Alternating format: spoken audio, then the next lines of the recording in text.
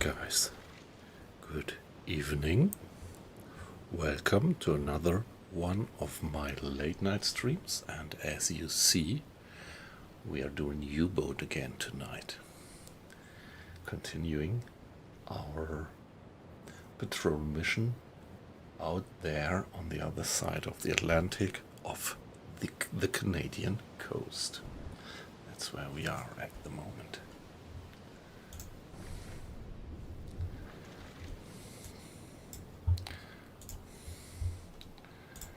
So front up, let me give you a brief overview of the situation.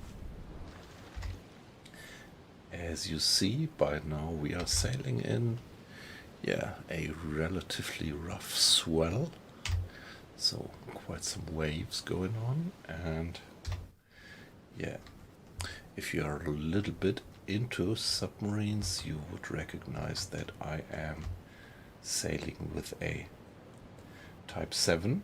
It's actually a Type 7C, so the Type 7 means I do have this nice deck gun and two air guns and some kind of extended or enhanced conning tower. On the last mission, if you remember, last night we were chasing a tanker. And the tanker, well, actually I made a little tactical mistake. So the tanker spotted us and then was going flank to get away from us. And the tanker going flank, and in this heavy swell we just couldn't reach our maximum speed of 17 knots, so we were always a bit slower. And the tanker, that is very, very nice and very realistically simulated. Such a small submarine here is hampered much more by heavy swell than a large tanker. And finally, we were not able to catch up with him, and I started firing on him with the deck gun, fired all the 30 rounds, but we only scored something like 2, maximum 3 hits. And then my last chance, I fired the one and only sound-seeking torpedo that we had before. And so it took ages, but finally that sound-seeking torpedo reached the guy and knocked off its propeller. So it couldn't move anymore, and then we caught up and sank it with 1 or 2 more torpedoes. And that was a hell of a big ship, a large tanker of something like maybe 20 or something tons, 20,000 tons. We will check that later. So that was the last mission, but now let's have a look at the big picture. We are here. This was our mission area. It's not marked anymore because we actually reached the mission goal of sinking 10,000 tons. But of course, we could still carry on a bit with our patrol. Well, when you once take the effort to sail all the way across the Atlantic from our home port of La Rochelle, refueling at a milk cow supply submarine, and then going into the target area, it would be a waste of resources just to go back, only because we have reached the mission goal. So it's kind of a minimum goal, understand it like that. And we are going to continue patrolling here a bit. We are only 14 days out. Our last patrol out here to the Canadian coast took something like 35 days. So we still have quite a few torpedoes, but let me tell you what I do generally. I'm doing a complete playthrough of the game U-boat. So you can start at the very beginning of the war. I started at Wilhelmshaven with a Mark II, Type 2, tiny little slow, low-range, low-armed submarine, and then worked my way through the missions, got score and finally some reputation, so that I got the nice large Type 7C submarine after a while, and that's where we are. Let me do some little advertising for the game because I love it so much. It's yeah, I would just recommend to try it if you have a favor for simulation, particularly naval simulation.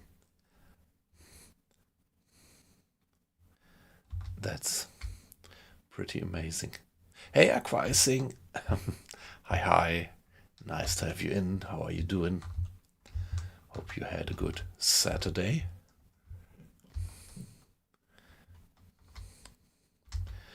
Yeah, this is what you can do. And the amazing thing is that this game has it's a complete open world, so you can sail just anywhere, and the coasts are wonderfully modeled, I would say. Yeah, the only limitation is your fuel and your range, actually.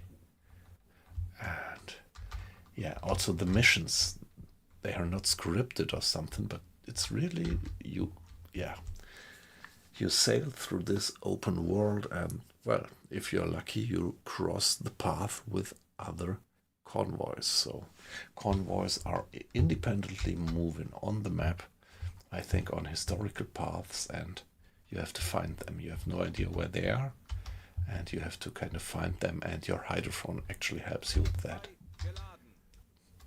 And that's, well, given the game so much immersion to my taste, like, yeah.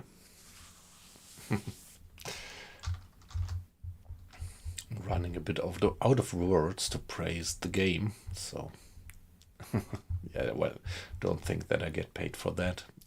I'm completely amateur streamer, but yeah, I played the game because I love it, and that's let me say, one part of my mission, I feel, is to convince other guys that it is great. But yeah, I know that there are quite some people in the stream, usually who I don't have to convince, but they are also big fans of the game.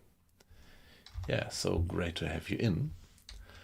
And to make a long story short, let's carry on. Or, by the way, what did I say? Let's check. So, yeah, that was a big one. So that was a ship of something like 15,000 tons, roughly, if I look at the overall tonnage that we have by now. So before sinking that tanker, we were at 114,000 something. Yeah, 15,000 tons. That was pretty much of a lucky target to have. So guys, let's check the situation.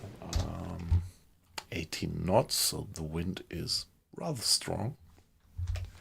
And we see it with the swell, with the waves. Now let's check the bilge. Yeah, we got quite a bit of water into the bilge, but not because of a critical leak, but just water dripping in. Probably in the bad weather, you always catch some water when the watch changes and people are opening the hatch to get up and down. So no problem. Just order the crew to turn on the pump. So what else? The food. Here we are. Yeah, we actually looted some food before.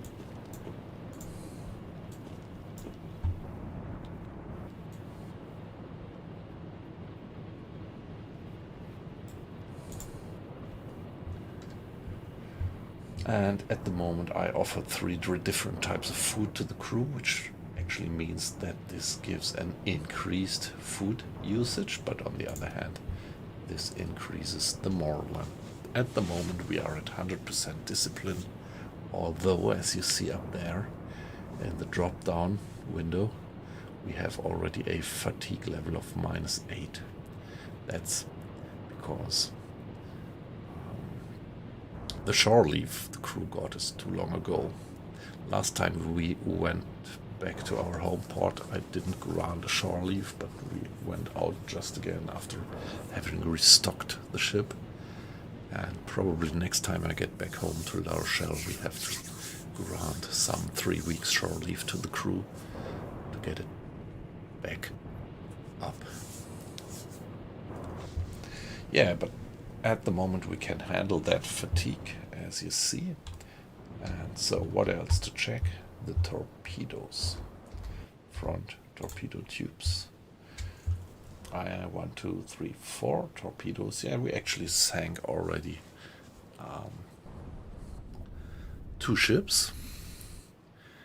And yeah, we had definitely 1 miss. And I think 2 hits, was it? 3 hits. Yeah, the sound-seeking torpedo was a hit, and I think then I sank the ship with 2 more hits. We could check it in yesterday's stream, actually. So what you see is we have, in the tubes, we have 2 electric and 2 steam-powered torpedoes. The PI3 is the latest pistol, most reliable, but the PI2 is also perfect. As long as you keep the maintenance level high of the torpedoes before you fire them, everything is alright. I'm a bit surprised that Mr. Schneider is not doing the maintenance, which would be due for torpedo number 3, however. Yeah, we could order him to do it.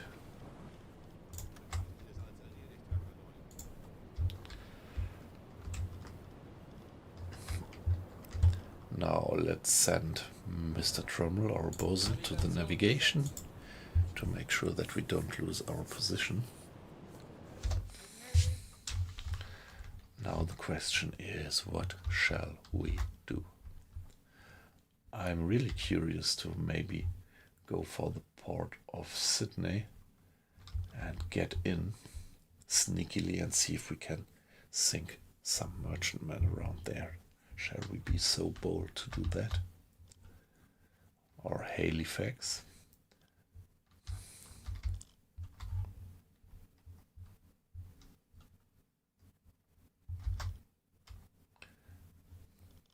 Yeah, or even Boston or New Jersey. But yeah, come on, let's set our course to the port of Sydney. And give it a save, so new day, new save, W212. And here we go.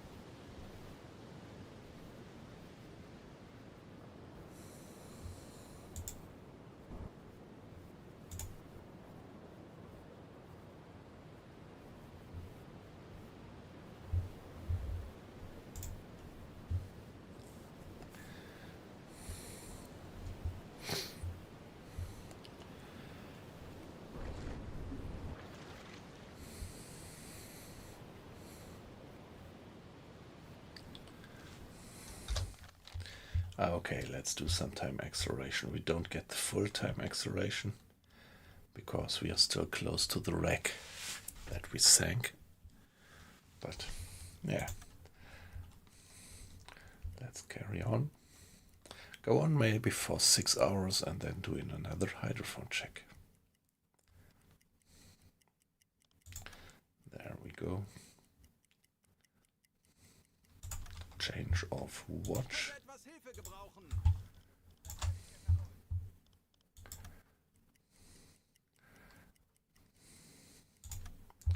Now it's lunchtime, shall we?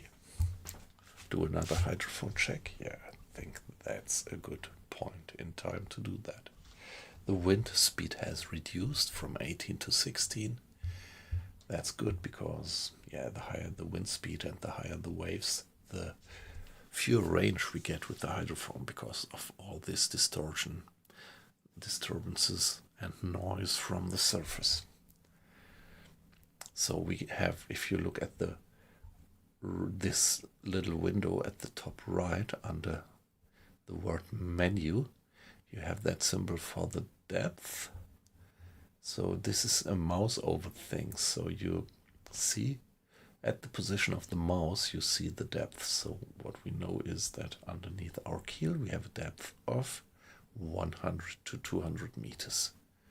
Yeah, and this is actually the information that you would get from the lines on a nautical map.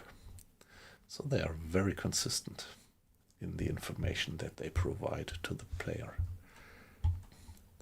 So guys, please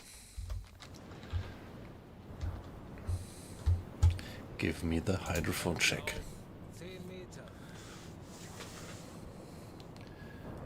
Only 10 meters? That's weird. Is there a bug? Did he say 10 meters? Well, let's see what he's gonna do. The mark on the Tiefenmesser, on the depth gauge, is at 50 meters. So this is what you get as a standard.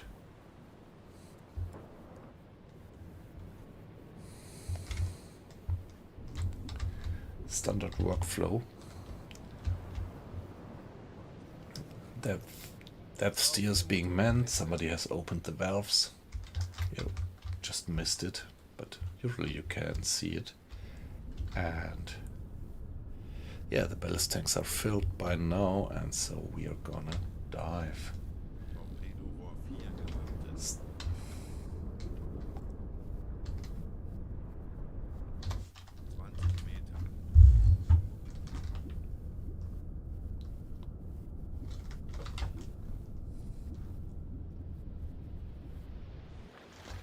Still pretty much daylight for midnight, is it? Yeah, the time that we see is actually not local time, but Berlin or Greenwich, well, say European time. I'm not quite sure whether it's Greenwich or Berlin time. So, when I give the order for the hydrophone check, the crew brings the boat down to 50 meters, stops the engines and starts to listen silently for 5 minutes.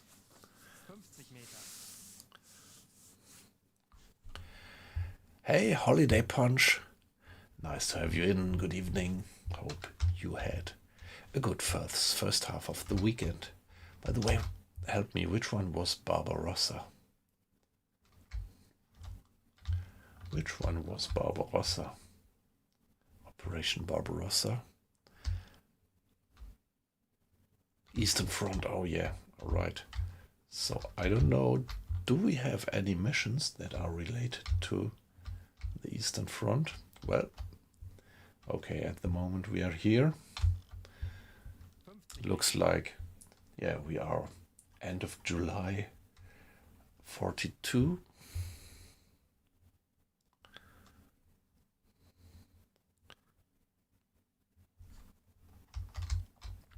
Yeah, looks like they're just about launching the attack to the Soviet Union. Yeah, they are already in the Soviet Union. So, beyond the Ukraine and Latvia, Estonia. Yep. And yeah.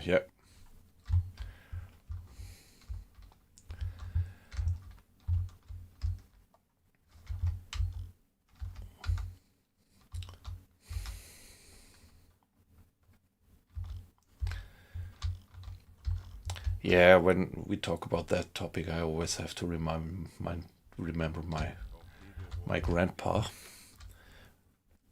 And yeah, he was actually part of that attack on to the Soviet Union. And I once remember what he said. He actually stepped on a mine and lost one of his legs. And yeah, he once told me that one of the first thoughts that he had when he could have a clear thought after having stepped on the mine was something like, now I get out of that shit. And maybe stepping on the mine, losing his leg, might have saved his life.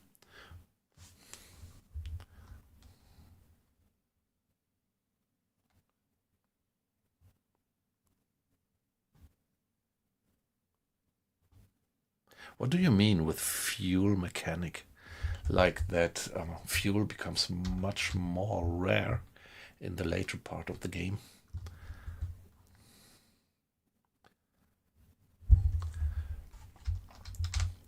Yeah, it was in this very cold winter. I don't have the full timeline in my head, but it was this very cold winter when also a lot of people died just from the cold.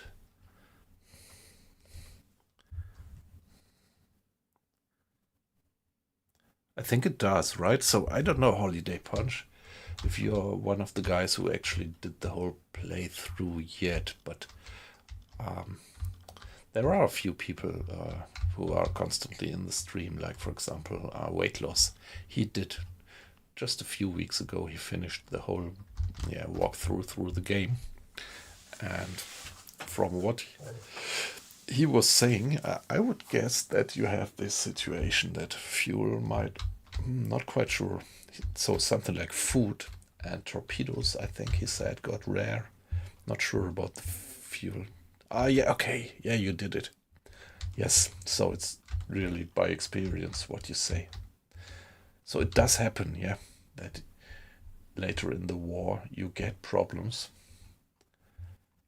refueling your boat.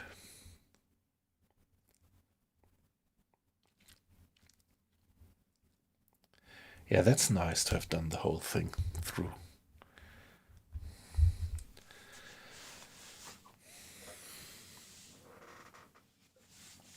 By the way, just saw that a whole bunch of people was joining the stream. Welcome, guys. I just see the number going up. You're completely anonymous, and it's perfectly fine if you stay anonymous, but I always like to encourage you to take part in our little chat that we have here. Comment on the game, what you know about the game, your experience, if you have any.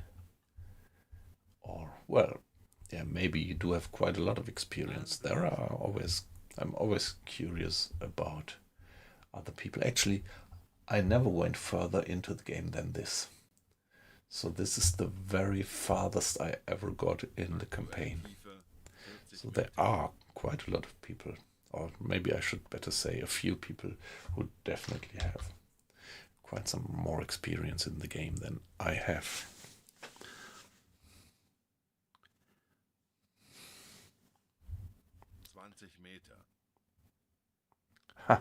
Hi. Die Savant. I'm probably misspelling it, I'm sorry. Is it French? If you look at it, it reads a little bit French. Welcome, welcome, welcome. And yeah, great that you make yourself visible in the chat.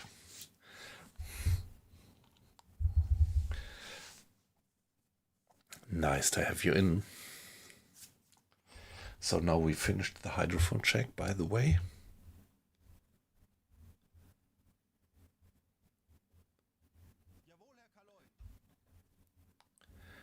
Die Savant, did I say it like that? Yeah, okay. Yeah, we finished the hydrophone check, and there was just nothing around for all the miles that the hydrophone signal carries. Well, no, it doesn't carry, the signal doesn't carry, but the other signals carry towards us, to be precise. Yeah. So let's go on and travel for another while. So what I just mentioned, for the guys who came in, you might wonder about the lighting. If you look at the time, it's just midnight and it's so bright. Yeah, the one thing is that we are pretty far north, and the other is that, although, well, we are not that far north. Let's see, in comparison to, yeah, we are just south of Paris, far south of Berlin, London. So we are not that far south, and still it's midnight and the sun seems to be just have set. But yeah, that's actually due to the time shift. The chronometer on board obviously shows not the local time, but the Berlin or let me say European time. So around here we should already have a time difference of something like 4 or 5 hours, which means that the sunset is considerably later than it should be according to our watch.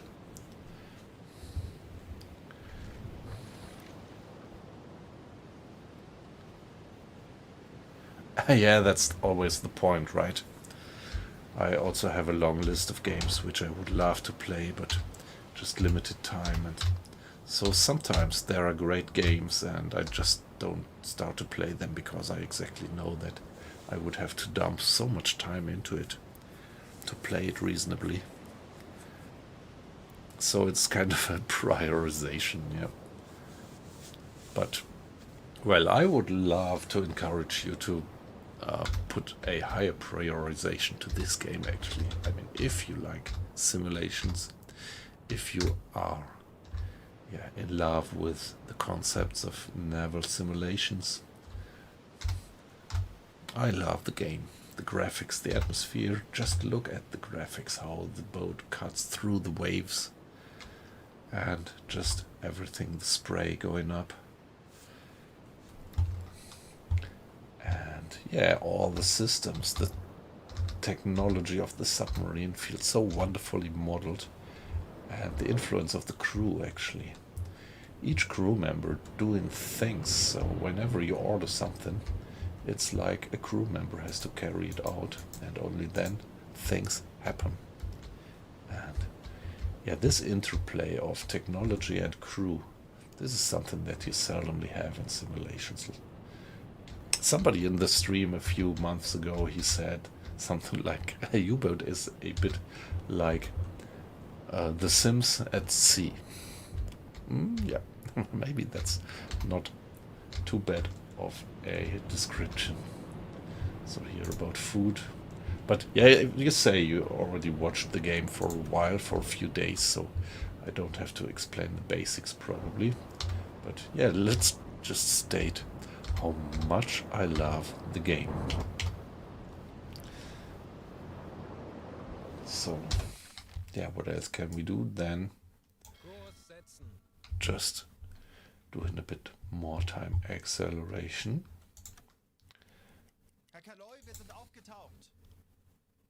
Okay.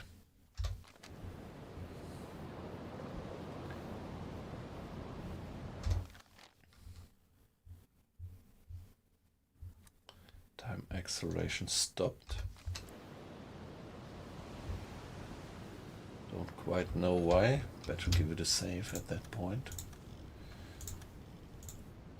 And carry on with our time acceleration. 2 o'clock, that was change of watch.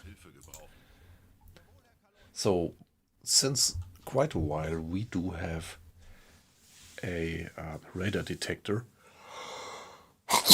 Sorry, a radar detector on board. And so, while I man one guy to the radio, or well, to the radar detector, we have this range. Here you see the radar detector range that helps to early detect incoming airplanes.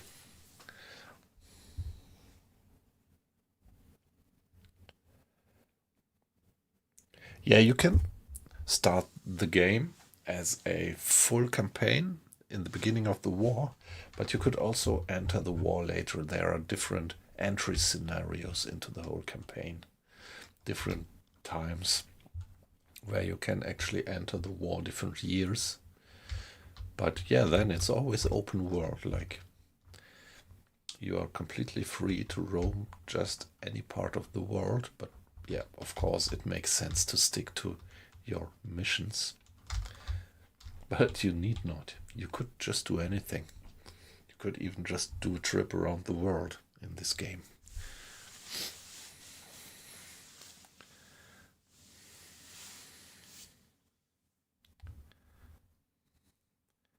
So the campaign actually is open world. You get it along the campaign, you get missions in the open world, and I just finished one, and yeah, so I do have a whole set of missions related to Operation Drumbeat, Operation Paukenschlag it was. And yeah, by doing mission after mission in this target area here of Operation Drumbeat, I accumulate tonnage, and so I already reached first and second level, and now you see that I'm at almost 130,000 tons. And to finally finish the Operation Drumbeat, I have to sink 200,000 tons. So still a bit to go. But yeah, the missions are really, yeah, they are not scripted. So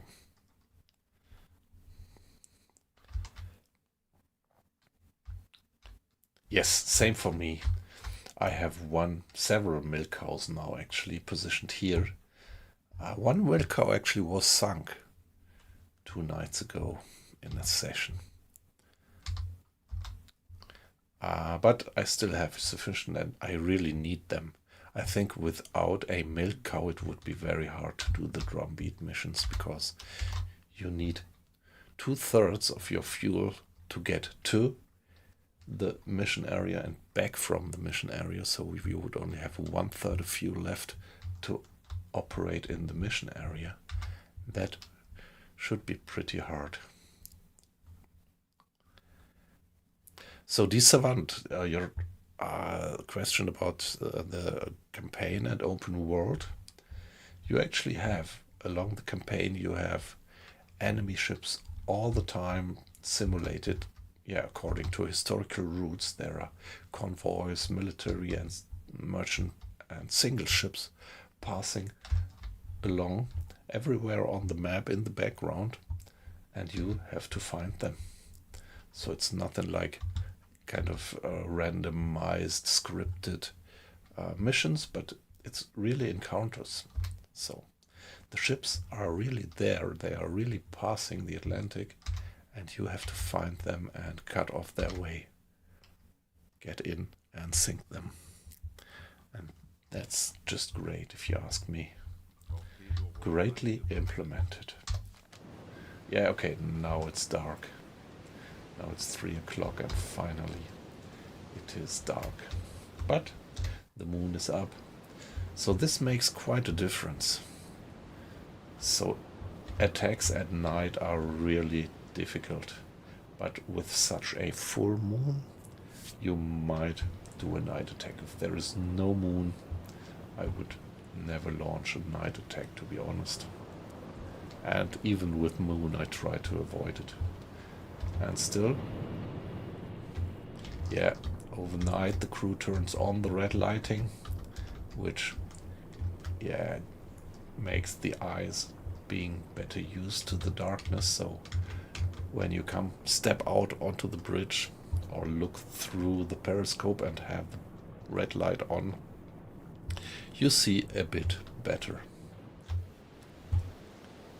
So darkness is not quite as dark, but yeah, I'm playing at almost maximum difficulty level, and this also means that I am playing with realistically dark nights. It is, you see how nice in this kind of free view, how nice the boat is actually modeled. Give it another save.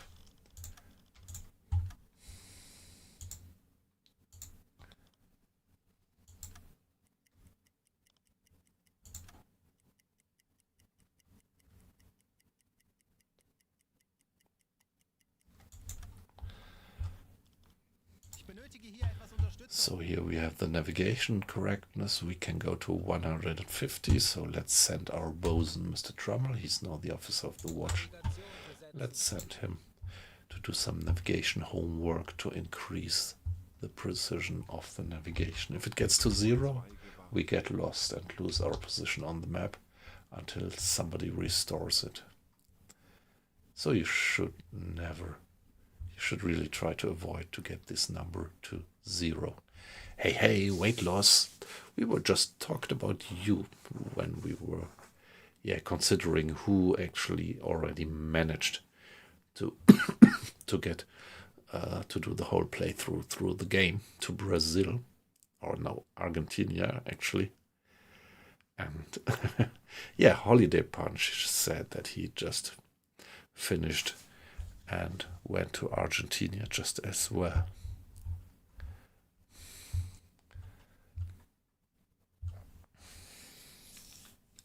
So we are pretty close to the coast, and we should be pretty close to shipping lanes.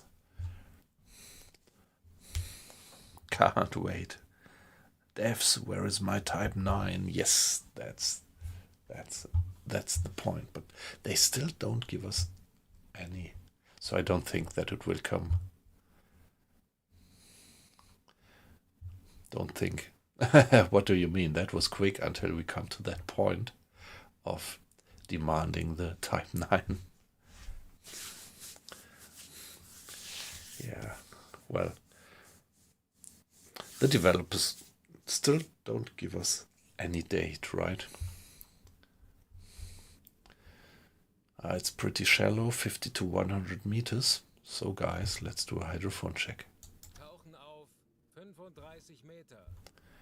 Okay, see, the crew only brings us to 35 meters. Yeah, because it's too shallow here to go to 50 meters, but still, let's do the hydrophone check. And see if we hear something. So here Mr. Arlos has just opened the valves. Mr. Seifert and Mr. Schwartz having manned the dead steers, and the crew haven't been running to the front compartment to give additional ballast, and here we are already with flooded ballast tanks. 4 and astern you also have these ballast tanks, and there are also ballast tanks here somewhere in the middle underneath. You just really can't see them. They are somewhere here. Sometimes you can guess that they're there.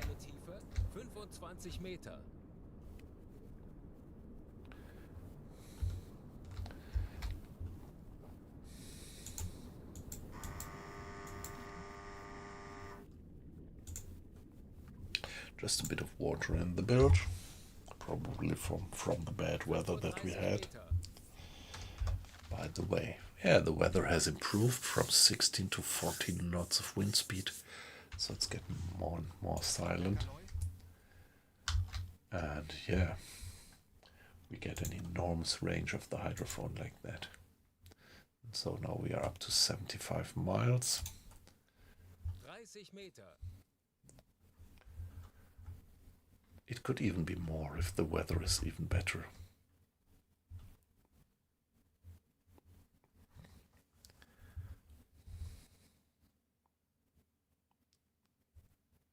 At the shipyard still, yes.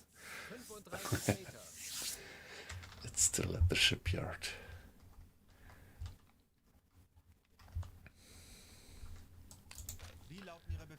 So come on, guys.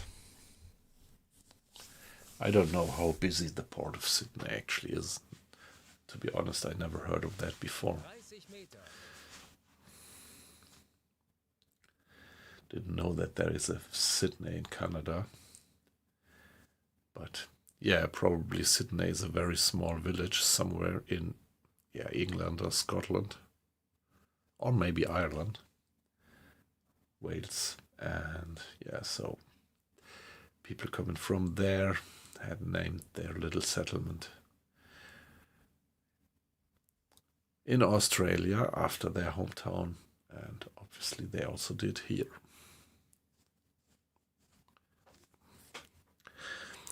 So looks like the people from the little town of Sydney seem to be very travelish guys.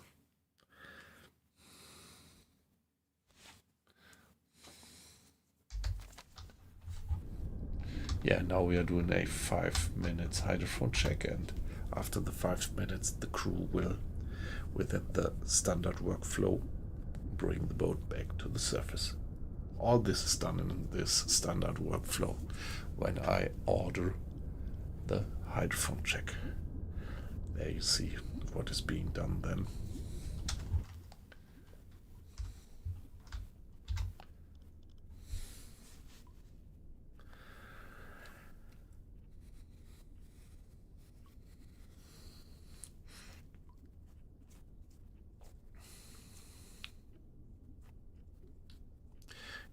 Yeah, the last point is important. The air compressor is going to be turned on as soon as we are back to the surface, because whenever we dive, we have to flood the ballast tanks, and whenever we want to get back to the surface, finally, we have to push the water out. And this is such a large amount of water, you could never do it with a pump. And the pump would have a hard time to pump against the outside pressure when we are submerged. And so the idea actually was that you have some compressed air in the boat and use the compressed air to push the water out of the tank when you want to get back to the surface. Here we see Mr. Schneider's busy doing the maintenance. There he is. He's actually the guy. His job mainly is to do the maintenance of the torpedoes all over and over again, so that whatever happens, the torpedoes are always ready and being well maintained. Because if you fire a torpedo which is badly maintained, yeah, it's pretty high probability that you get a dud.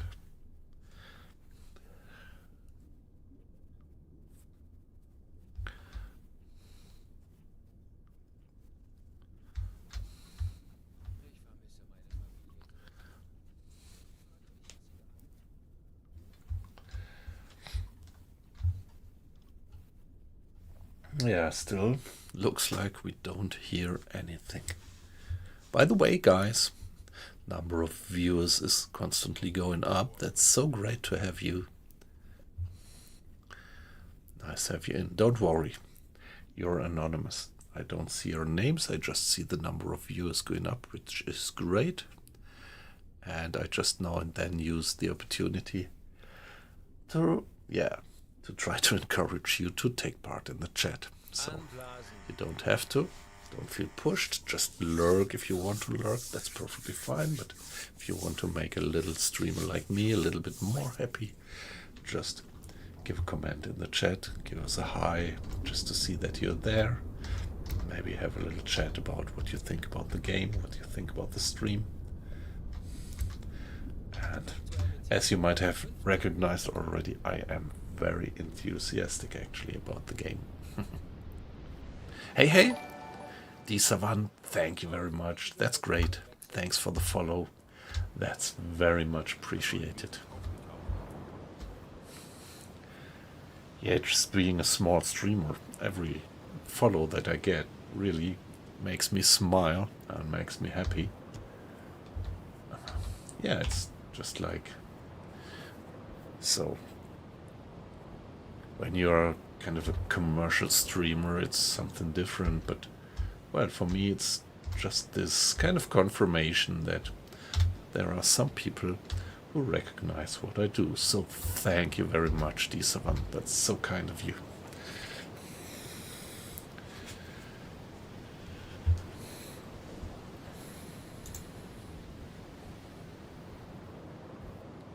Yes, that's the same for me. That's the same for me. So, I mean, this one here, right? I like these where you just have a few, like 10 or 20 people in.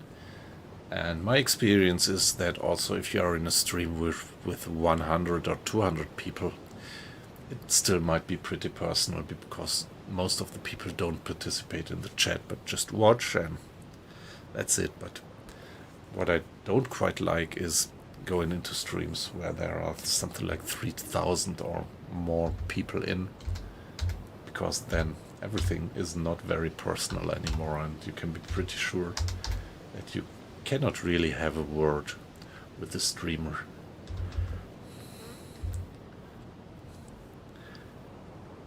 Yeah, totally agree with you.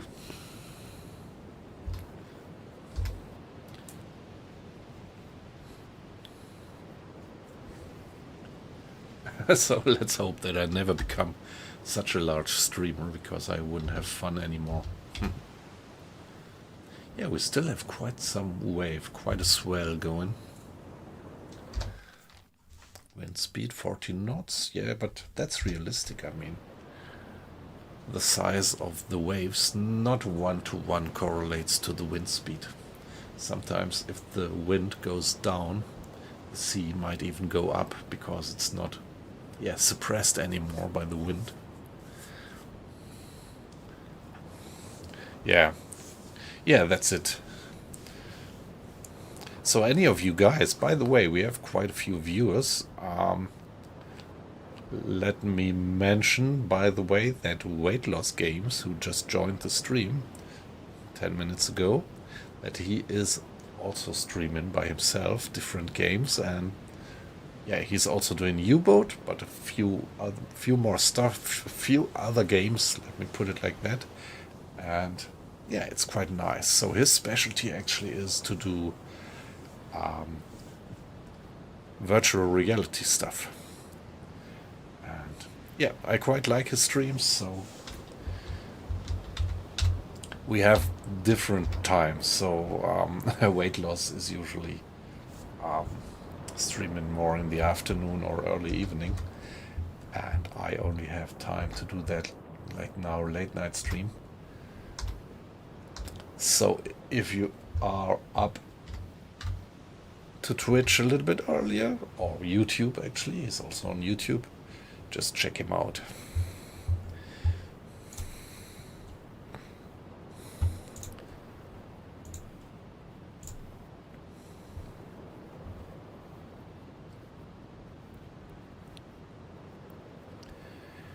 Hey, since an hour or something, I get spammed with messages on Twitch with some special, I don't know what, stuff for a game, which obviously is named Where Winds Meet.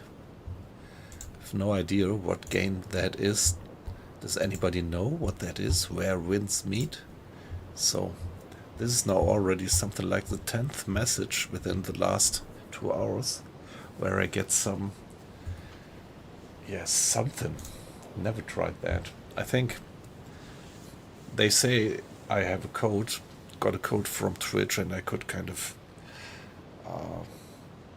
redeem it in the game and get some game content, game loot or something for it.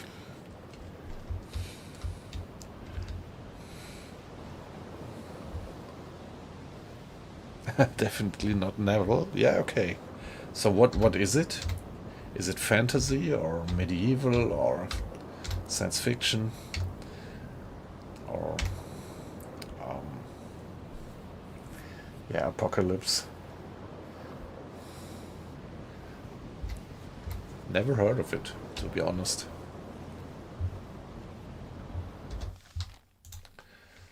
So what can we do? How far are we off the coast? 10 miles still.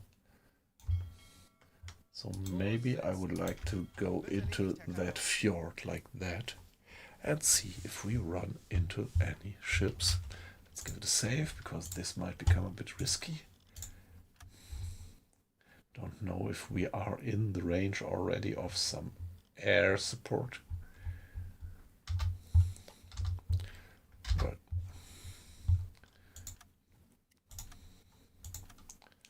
let's carry on.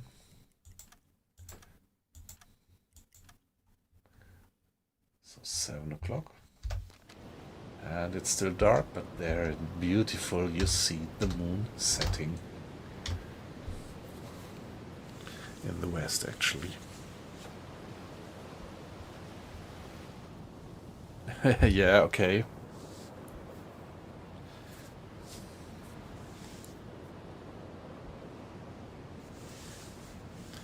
Yeah, maybe I'm gonna check it out tomorrow if I can spare a minute.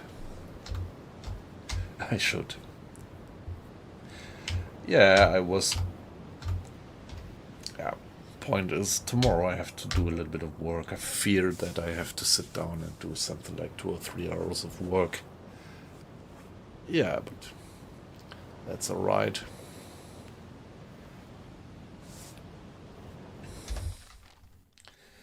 And on we go. Shouldn't accelerate time that fast.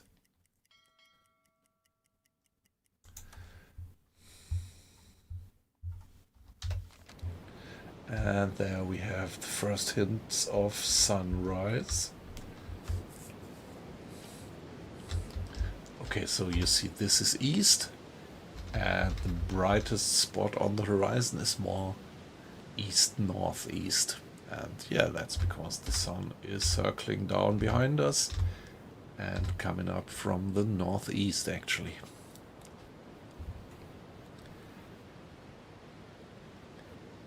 Okay, it's samurai. Yeah, that's... I have to admit that it's not quite my thing. In principle, if it's a good game, it might be nice, but somehow... If going to that era, I'm more for this, yeah, say, European medieval stuff. Like I might have mentioned that I'm a big lover of the game Bannerlord. Just don't stream it, because somehow I have the gut feeling that there is not too much of a point in streaming it. At least not in the way I like to do streaming.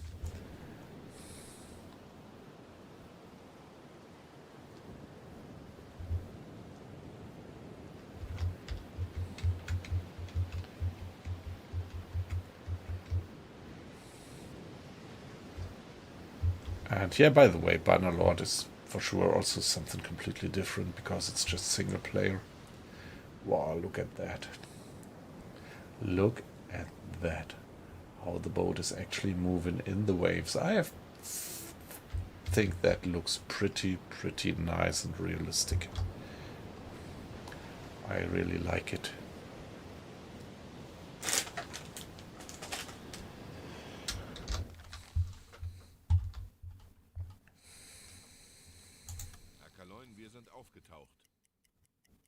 So probably it is pretty shallow around here now, 20 to 50 meters. But let's do a hydrophone check anyway. Give it another save and...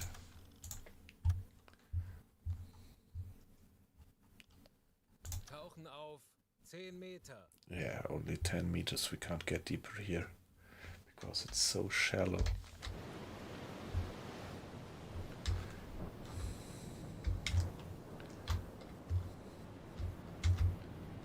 There we are, Mr. Arlos, opening the valves too. Here now we see how the ballast tanks are flooded. The Atlantic sea water rushing into the tanks and giving us the necessary balance to overcome our buoyancy and dive. Aktuelle Tiefe 5 Meter.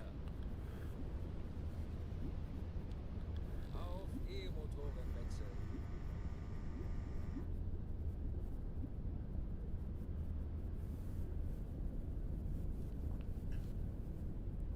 Yeah, hey, yeah, I had been doing the demo a bit, but that's already a few months ago, and only now I got the early access version of Following Seas. And yeah, I just very briefly dropped in. I just went into it and saw that the start is still the same, that you end up as a castaway on that island. And yeah, the first thing that I recognized was that I couldn't save.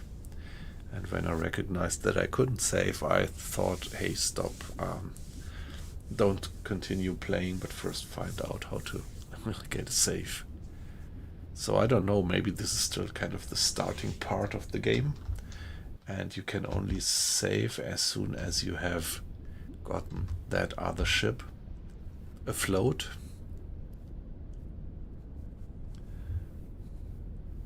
Yeah, well, maybe yes. And yeah, same for me. I don't know if you could do any time acceleration. Maybe that's not the idea.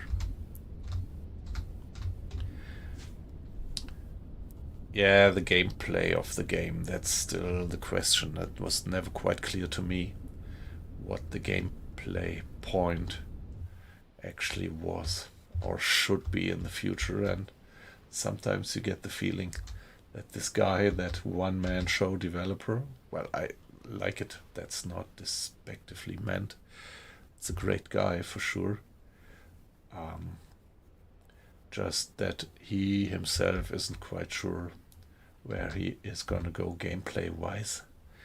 It looks like he just started because he loved to craft these models of ships so detailed and let them behave very physically in the waves and in the wind, and well, only then started to think about what the gameplay behind might actually be. So I think the game is great, but I could well understand that you say, from that point of view, still a bit of a waste of time. But the mechanics is pretty fascinating, the sailing mechanics that you have. And it looks good, yep.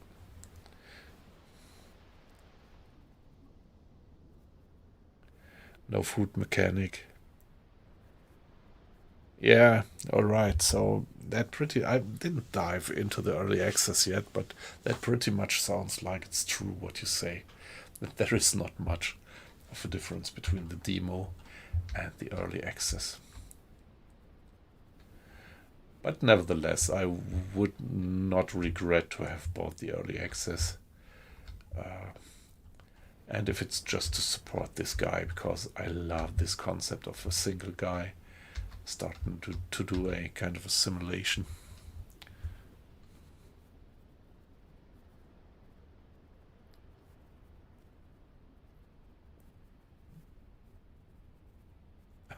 Yeah, well, that was also something I had in the back of my mind at one point in time, to actually do such a computer game by myself.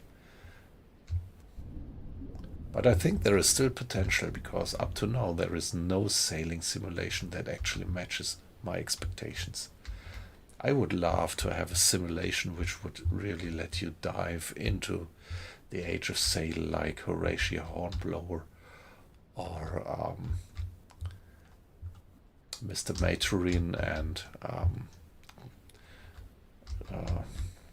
Goldilocks. What's the name of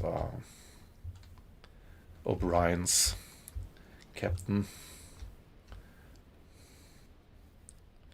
Yeah, so my hope is that Ahoy might bring us close to something like that. So having a game like U-Boat, but just with you sailing on your own kind of little frigate, or maybe in the beginning start with a sloop, and then you can upgrade, get a little kind of frigate or what, and maybe later a ship of the line, and really do the things. But I mean, if you have a fully rigged ship, if you really do the handling in a realistic way, it would probably be so sophisticated that there's only very few people who would actually do that. And come on, still no enemy contacts. So let's carry on.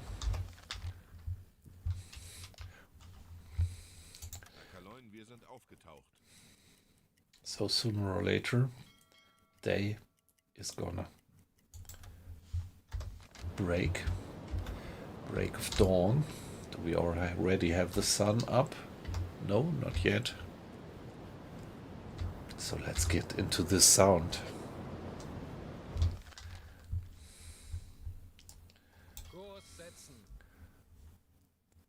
Wow, that's shallow, come on. I really have to make sure that I don't run aground here.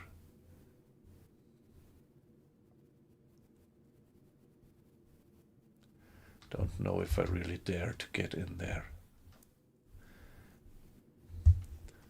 If you run aground, you're pretty, in a bad situation. I once had that and it just didn't get off. I had to reload to an older game.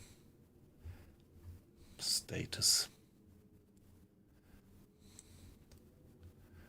Yeah, let's see how far we can get. Let's see how far we can get into this sound. But I'm pretty surprised. Hey, how could it be that shallow?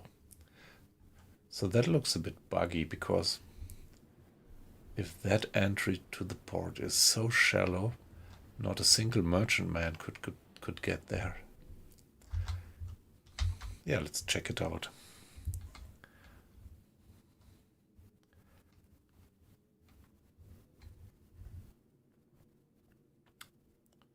Yeah, right. This is a great concept. 5 players doing the officer jobs and then having the crew being the bots. Yep. That's really a great idea.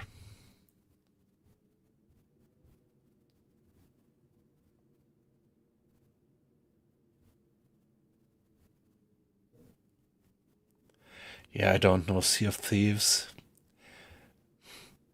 I think I tried it a while ago and couldn't quite get into it.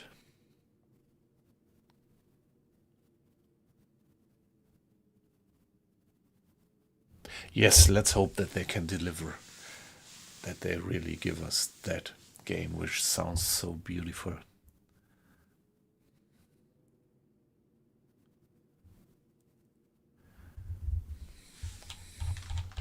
Yeah, outside of Bergen, and well, I actually ran aground when I wanted to go to Narvik, when I had some mission up here and still was running with the Type 2 low-range ship.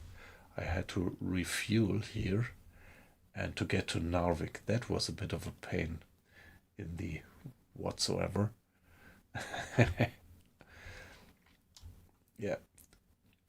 Somebody reminded me, I think it was you, Weight Loss, that you shouldn't curse too much or you might be downgraded in the visibility in YouTube, actually.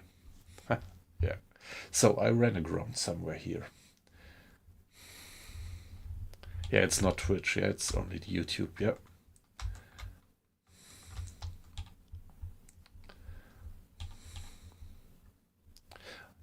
Yeah, that's a bit of a pity, because I mean, these streams that I do here, they are actually marked as no special contact for children or something. So let me curse if I like to curse.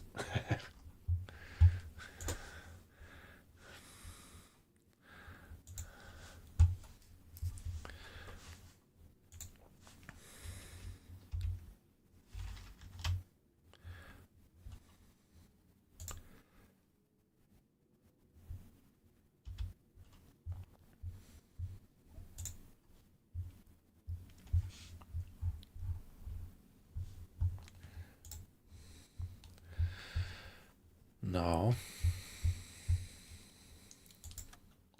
let's check it. Now it's getting shallow. Now it's getting really shallow. Don't think.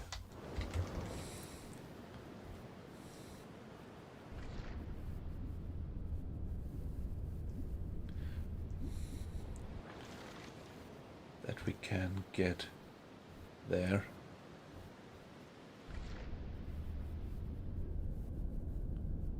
Okay, but here we still have a bit of depth, obviously, but yeah. Let's get further and see what we can do.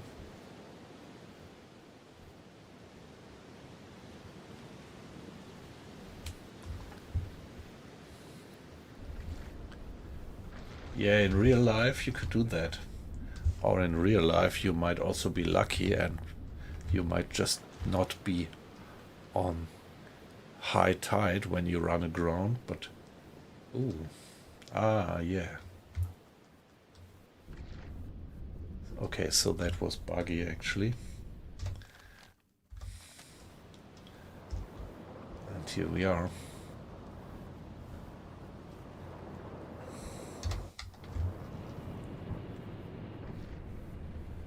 Yeah, so now we see how shallow it actually is.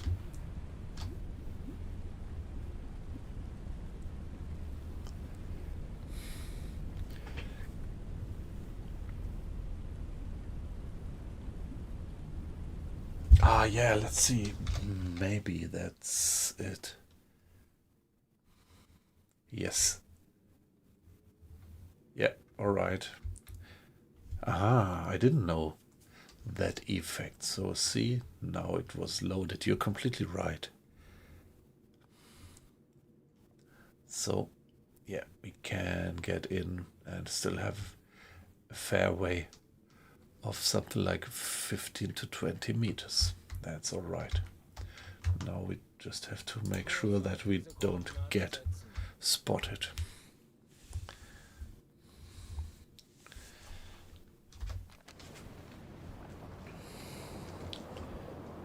So, Captain, anything around? Maybe I should send 2 additional crew hands to the captain to support him. Ich benötige hier etwas Unterstützung. So this increases the sighting range when you have additional sailors on the conning tower, on the observation bridge.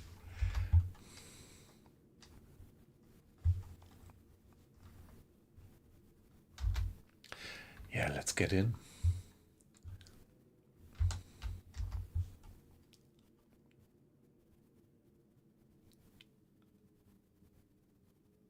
Okay, there it gets shallow again, but maybe this is also like that. It is not yet loaded. Let's see.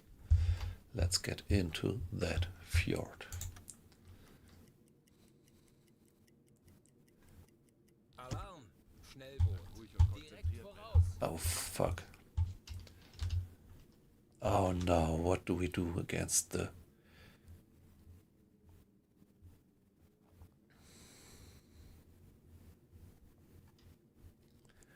Oh shit, oh shit.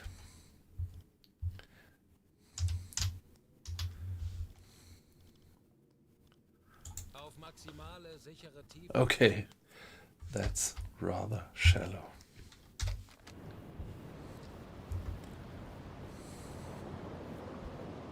Okay, the Schnellboot. A fast attack craft. That's the problem. That's the problem. So let's see if we are fast enough to dive.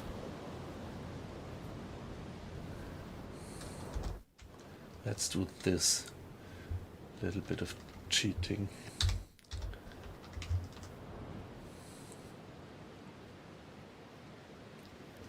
Okay, it seems to be pretty far away.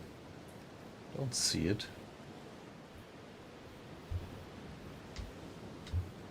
Aktuelle Tiefe 5 Meter. Auf E-Motoren wechseln. Where is it? There it is. Okay, pretty far away. I don't think that they have spotted us.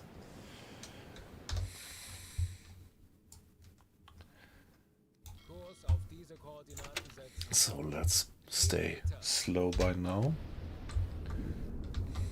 Okay, this might become critical. Now we are at 10 meters. And yeah, let's go slow so that if we run aground, the damage is not too bad. Yeah, we can step away from battle stations for now. But Schleichfahrt. yeah, let's do some silent running. And let's have Mr. Grader, our chief engineer, to support the guys at the depth steers to make sure that we do not dip our conning tower out of the water and make ourselves too easily visible. Now,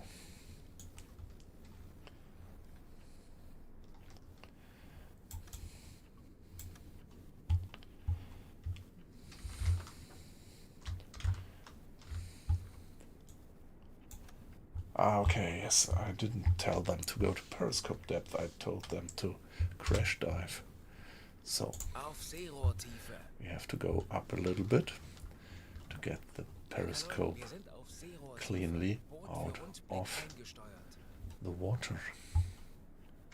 So where is the attack craft? I think it must have been somewhere there.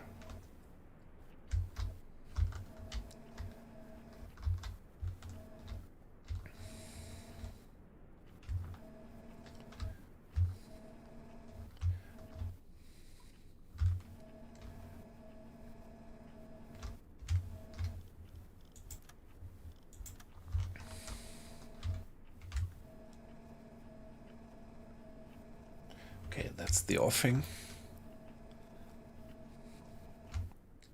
Hey, Chainsaw.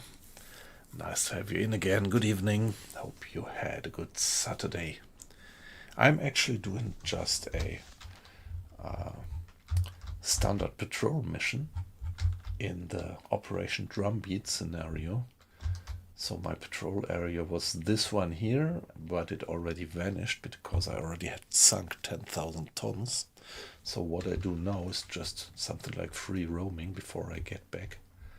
And I wanted to check, so you see we are off the coast of Canada, and I just wanted to check if I could get into this fjord and maybe sink a few ships which are moored at the port of Sydney.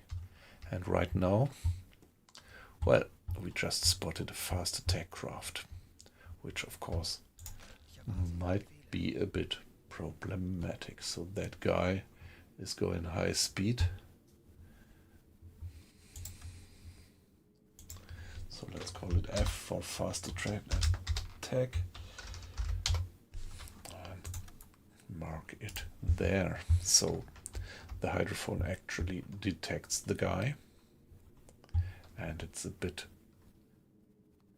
starboard off ahead, but it looks like we cannot yet spot it visually.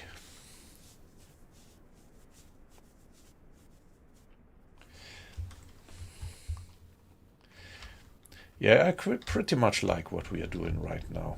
And this is this kind of open world character. We have finished our mission and now we could do something. And yeah, we already see populated areas ahead.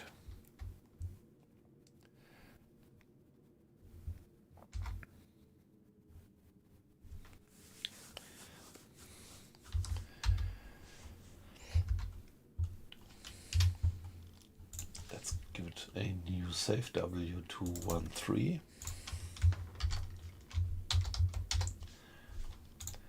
and maybe this is exactly the right time to get me a glass of wine before we actually go into this action.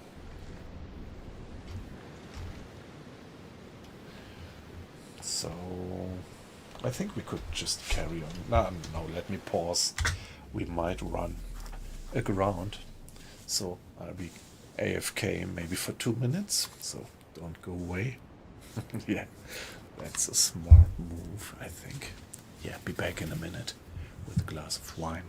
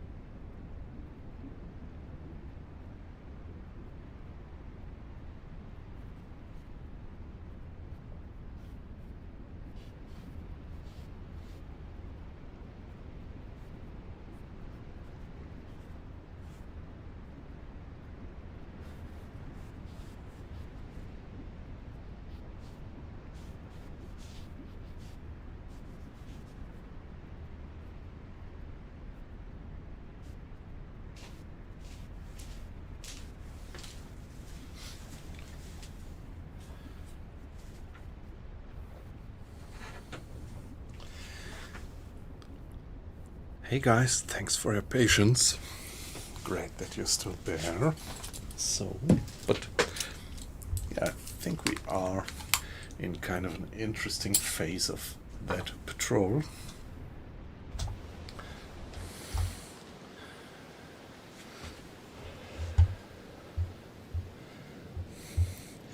Yeah, okay, let's... Yeah, you see now I have both periscopes up, the observation periscope and the attack periscope. This is when you give the captain at the periscope 2 more crew hands. The captain will man the attack periscope and another crew hand will man the observation periscope, and I don't want to have that at the moment. So you see one of the periscopes is retracting.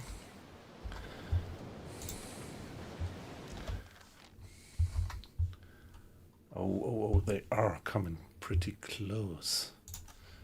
So there they are. That's them. Okay, come on, so let's retract the periscope. There is no point in firing a torpedo at the fast attack ship.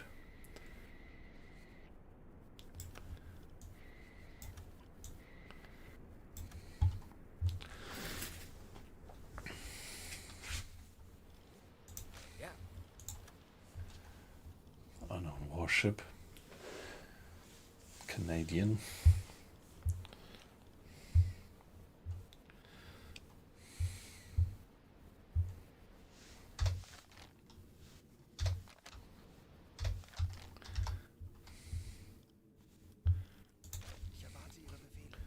Oh shit. So how reliable is that positioning?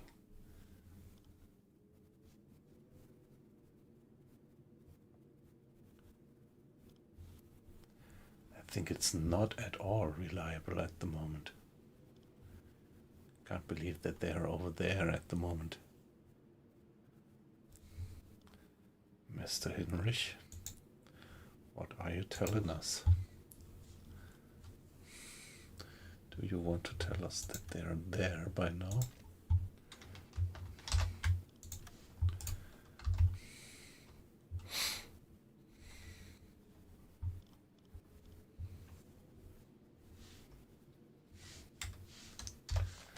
So we have the blue light on, that's the signal for the sailors that we are doing silent run.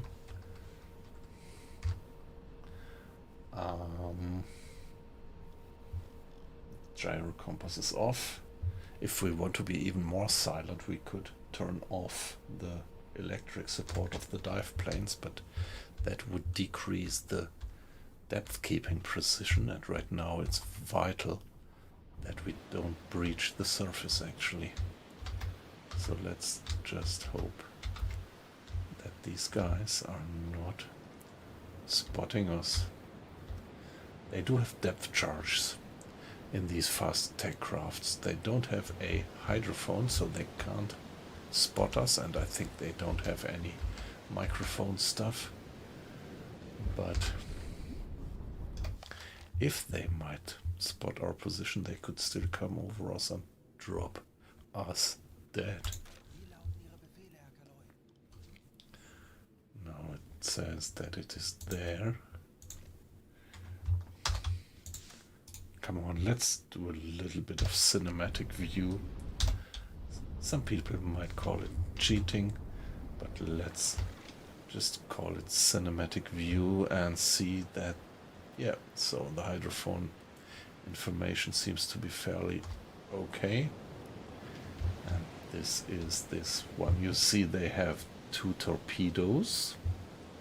I'm not sure if they are actually using them. If you ask me, I think the torpedoes are probably just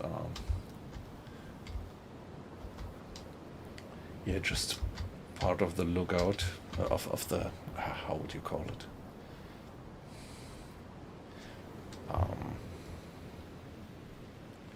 I want to sneak by actually. They are moving so fast you can't hit it with a torpedo. And Yeah, they do have depth charges. And I'm pretty sure that they can use the depth charges. I think I had that in the past already. They have this machine gun. And yeah, I could try to tackle it with a deck gun, but then I would give away my position, generally, to the guys at the port. And yeah, I think, do you have any experience? Weight loss chainsaw.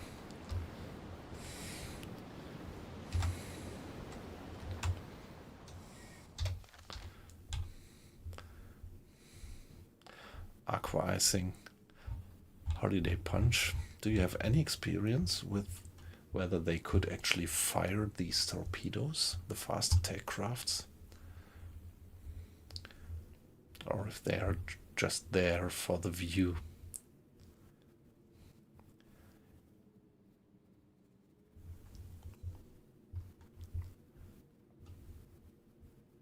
Yeah. Yeah, it's good, I think. It's good to avoid them. If we had still deck gun rounds, which we haven't, we could have tried to kill it with the deck gun, but yeah, risky, very risky, and yeah. As I said, we would give away our position by that. And I would like to get sneakily towards the port and see if there are a few merchantmen worthwhile to fire 1 or 2 torpedoes at. So no.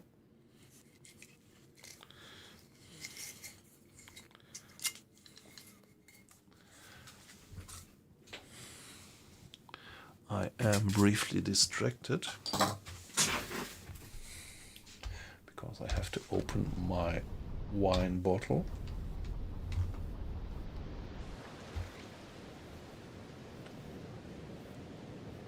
There they are. Yeah, the escape might become pretty interesting. Yeah. That might become a tough thing, but let's see. Let's see. On the other hand, they might feel pretty safe in there, and maybe they are not at all expecting me to come. That's what I hope for.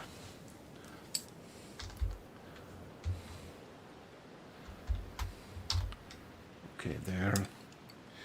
They seem to go towards the offing, to the open sea. And at the moment, it looks like they're just leaving us alone, having not spotted us. But I'm pretty sure that there might come more of these little attack crafts out of the fjord.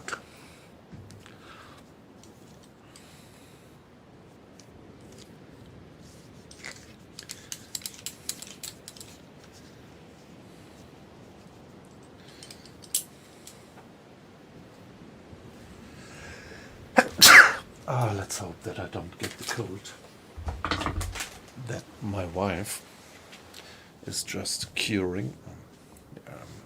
Looks a little bit like our daughter is also getting it. So, but at the moment it's still a little bit of sneezing. Nothing more. Let's hope that it stays like that. Yeah, thank you.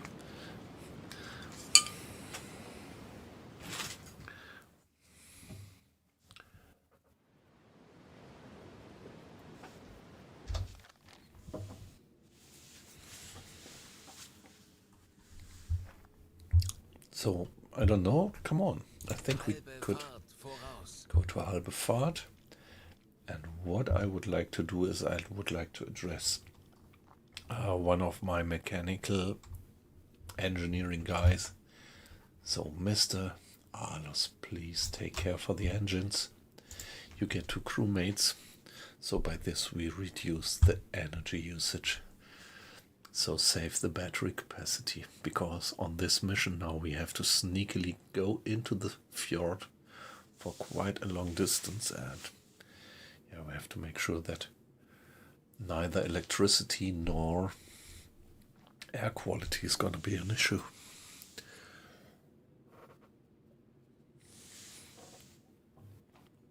Yeah, the question is whether I would dare to use the snorkel, which we have.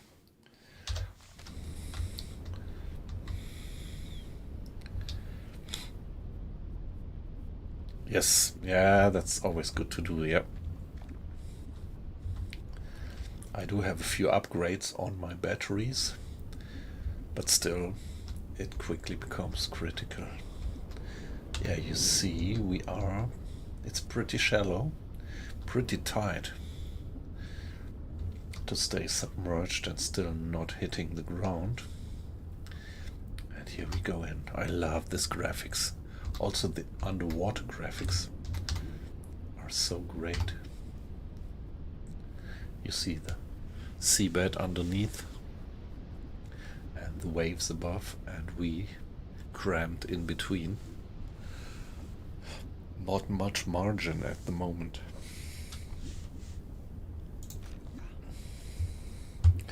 Yeah, well, so no contact anymore. That doesn't mean that the boat, the attack craft, is gone, but maybe it's in this cone astern where we can't detect it.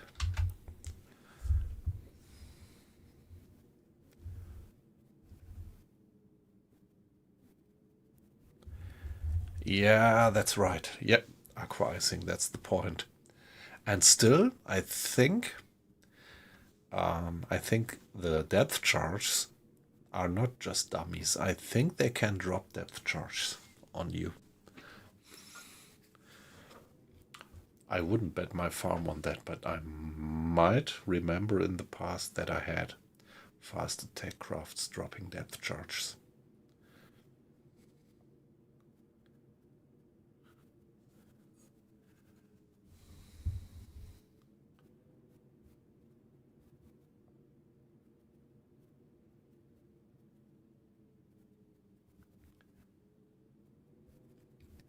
Yeah, they only have these guns, so actually the firepower of our deck gun would be better. Yep. But yeah, well, we fired all the rounds that we had, all the 30 rounds that we had in the hold. We fired onto that tanker.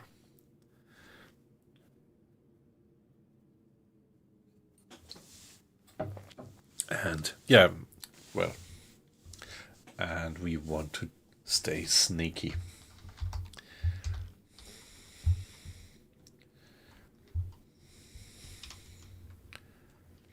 No sonar.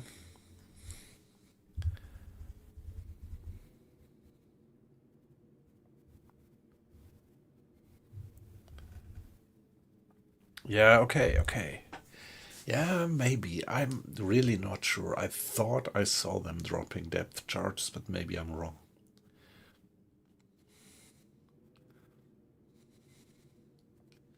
Of course, we could easily find out.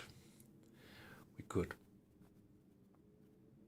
give away our position by putting up the snorkel close to an attack craft and then see what they do if they would head for the snorkel and would drop depth charges on us or not.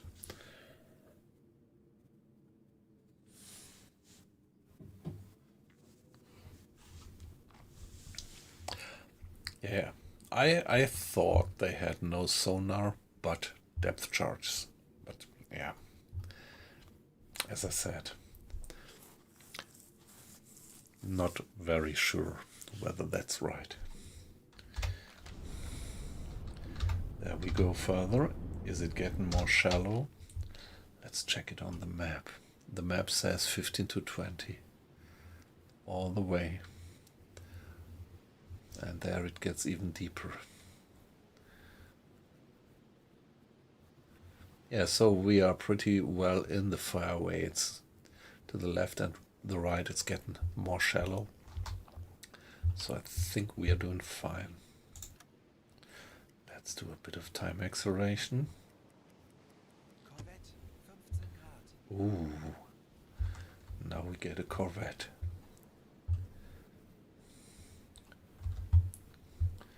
But no contact, I mean, no listening contact. And who spots it? Bit weird.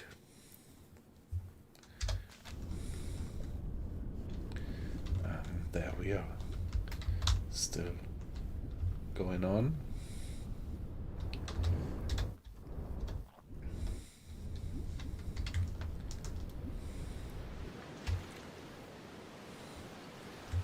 So if the Corvette is at 15 degrees, it must be somewhere there.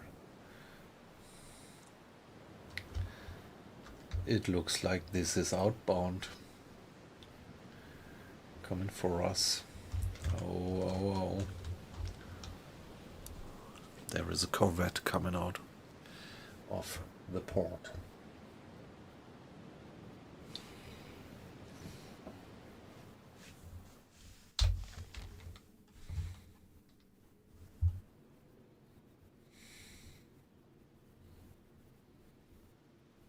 Kurs auf diese Koordinaten setzen.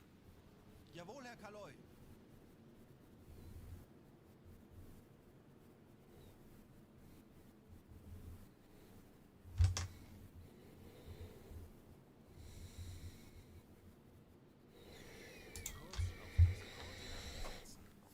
Jawohl, Herr Kaloy.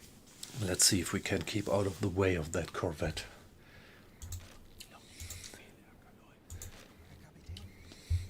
Just wonder why I don't get any signal on the hydrophone yet.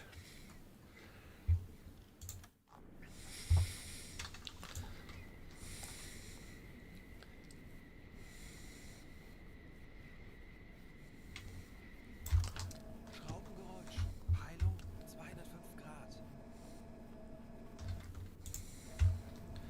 Okay, that's the fast attack craft at 205.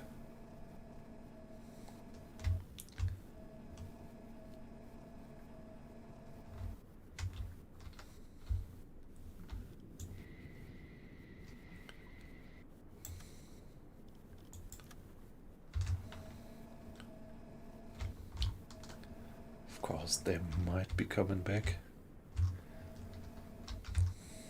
Don't see them.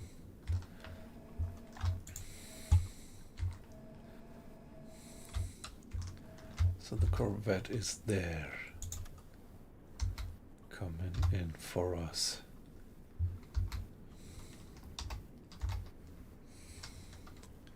Still too far away. Oh, there we are.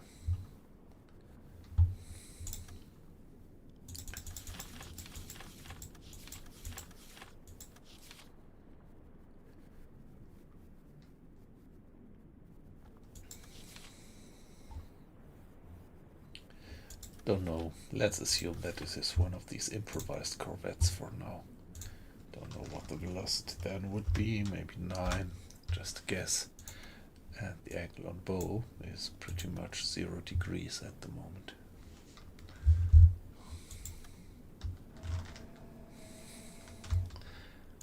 Now stow away the periscope again. And keep it down for now. Ja.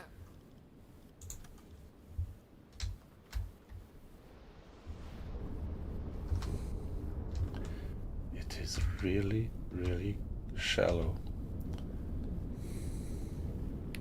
So guys, a new few watches in the stream. Nice to have you in. So as I used to say and emphasize, I just see the number of watches going up. You're completely anonymous and it's perfectly fine if you just lurk.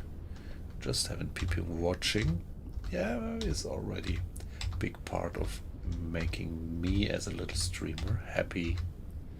But if you would like to make me a little bit more happy, you're always welcome to join the chat and give some feedback about the game, about the stream, about your experience in the game or where you're from.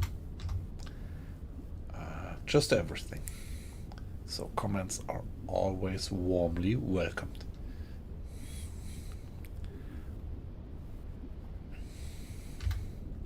But don't feel obliged.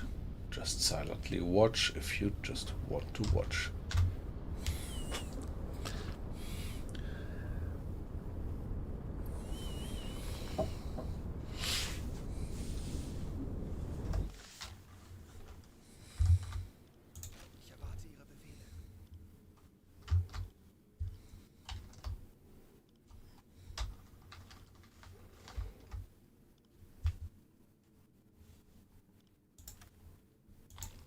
so that must be the fast attack craft.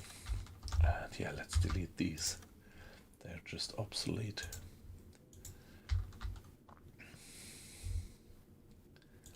And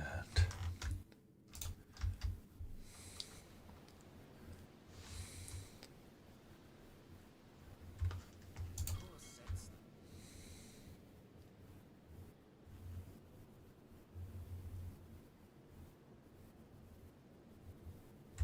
Kurs auf diese Koordinaten setzen.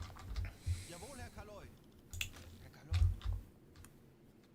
we don't have any hydrophone contact yet from this guy here. And we have to go left. This is gonna be tough. This is really gonna be a sneaky tough thing.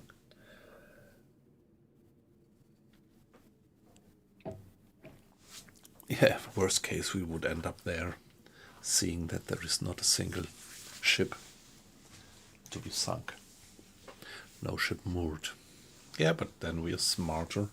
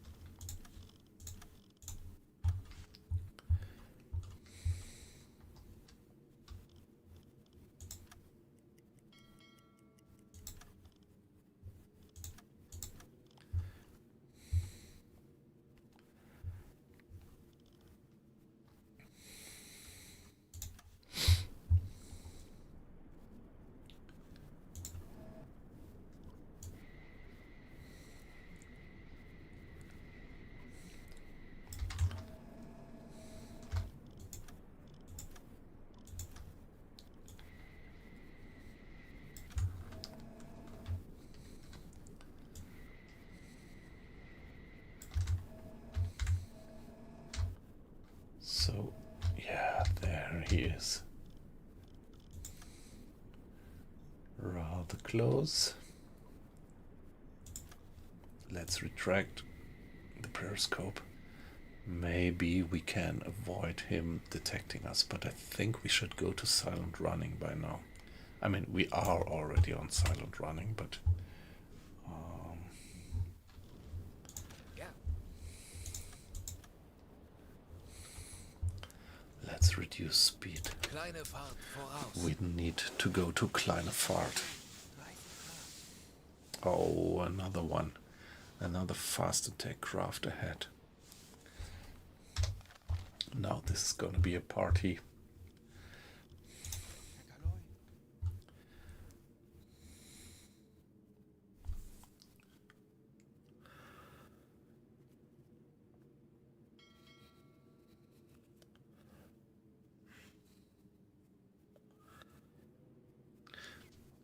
Yeah, when we actually might get detected by the military, by the men of war and by the fast attack crafts, and they start chasing us, we still have 2 sound-seeking torpedoes astern. 1 in the tube and 1 spare. So when you get chased by a man of war, this is quite a good thing to use these fire and forget torpedoes astern, because with any other torpedo it would be near impossible to actually hit them when they are heading straight for you and changing course constantly. But with the sound-seeking guy, you could get them down. That already saved my life at least 2 times.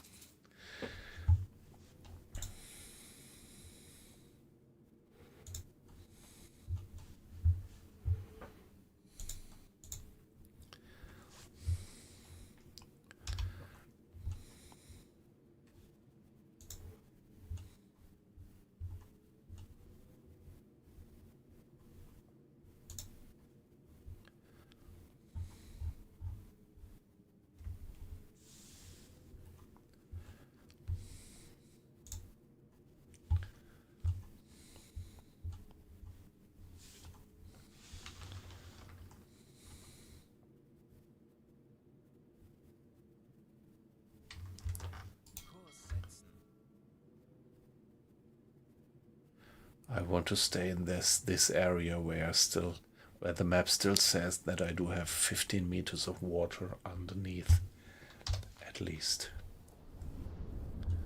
Oh, see how close we are to the seabed.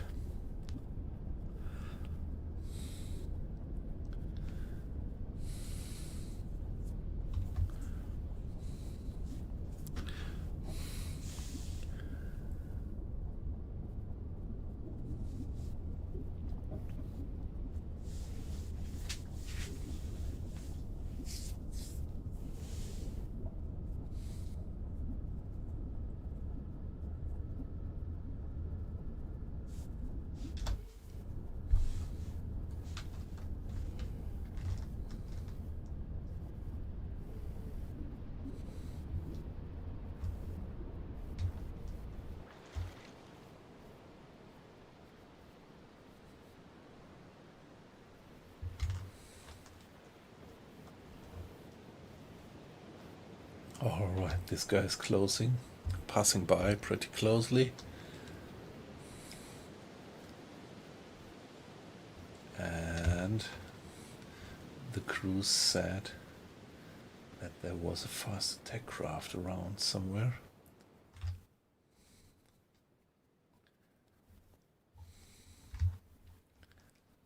Yeah, that's a bit cheating what I do here. 25 degrees. So where is it?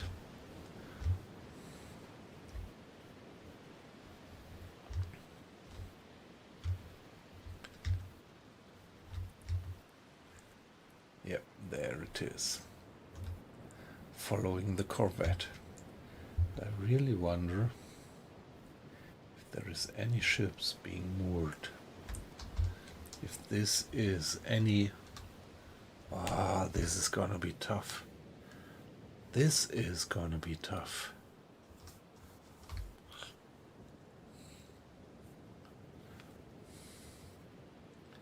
And I can't get there yet with my cinematic view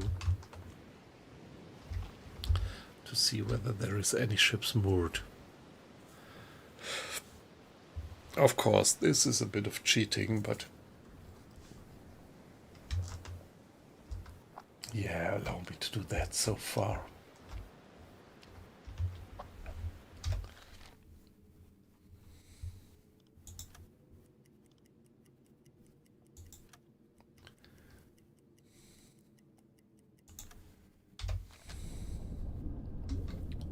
Wow, that's close. That's so close.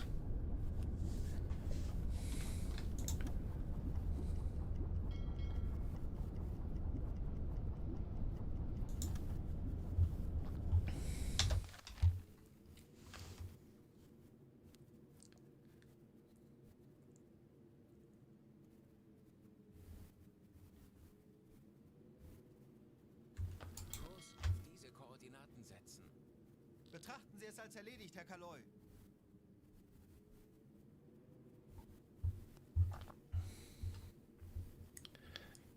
Yes, that's right. It gives a nice scenic view, yep. So particularly for the stream, it's nice to use that camera now and then.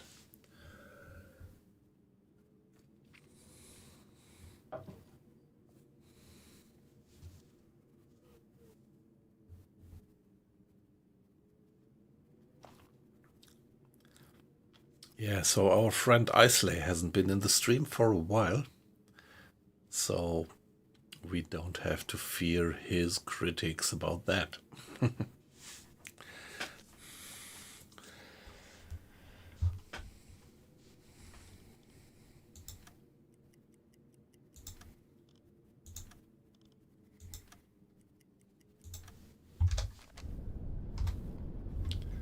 Yeah, right there we still go. It's getting more and more shallow, less and less deep.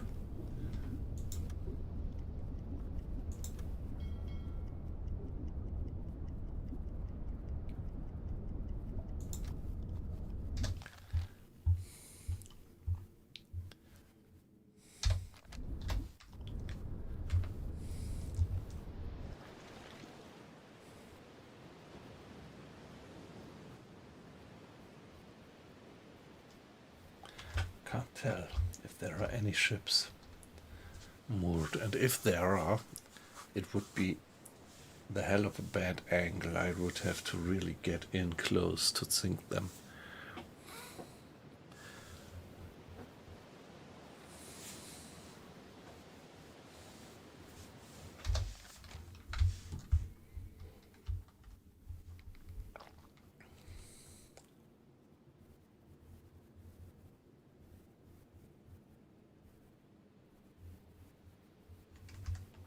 Kurs auf diese Koordinaten setzen.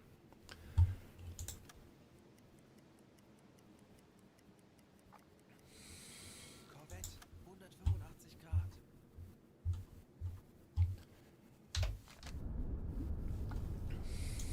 Schraubengeräusch. Peilung 200 Grad.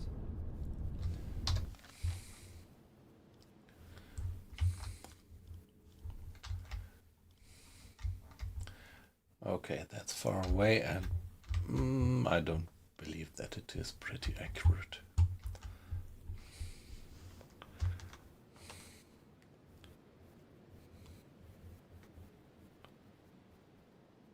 Kurs auf diese Koordinaten setzen. Bestätige.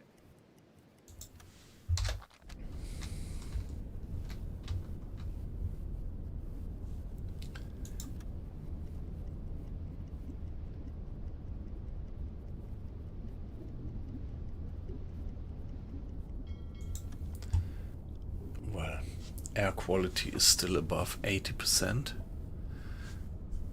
And going that slow, we don't need lots of electricity. So that's fine for now. So usually air quality gets critical first, before you get into trouble with the batteries.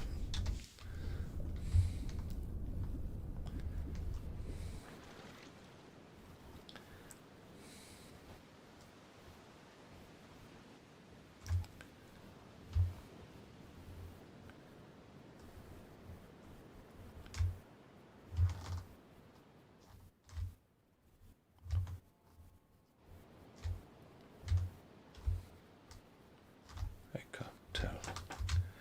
I really can't tell if there is any ship being moored. I have to get closer.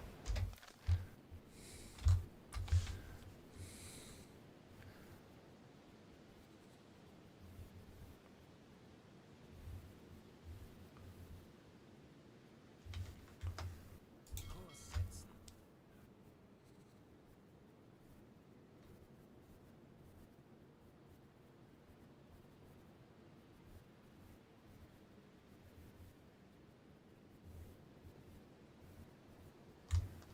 Kurs auf diese Koordinaten setzen. Natürlich, Herr Kaloi. Schnellboot, 10 Grad. Oh wow.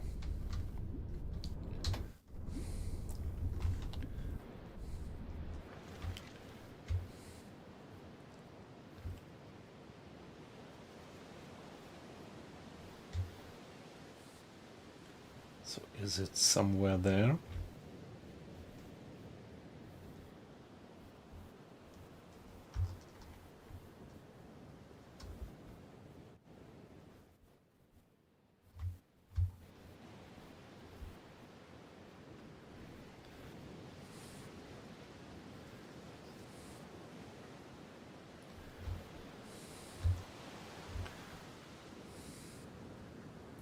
Okay, pretty busy out there.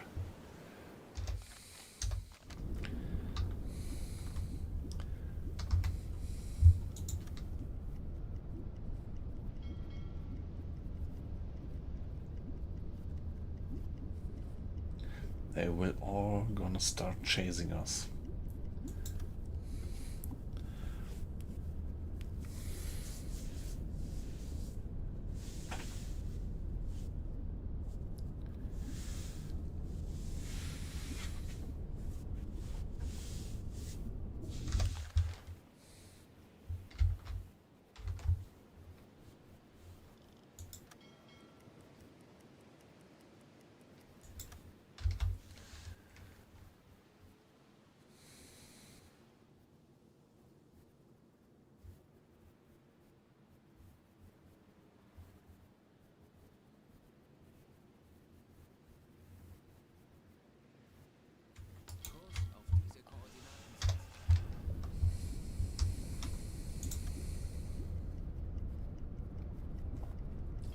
we go.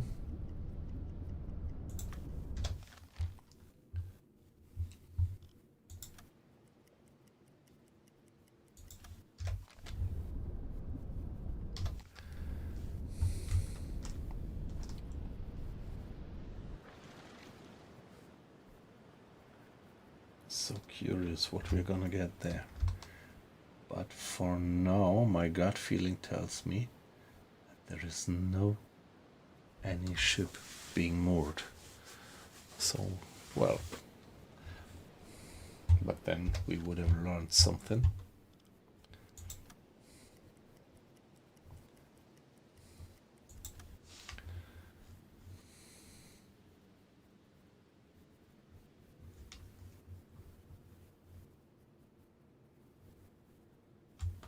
Kurs auf diese Koordinaten setzen.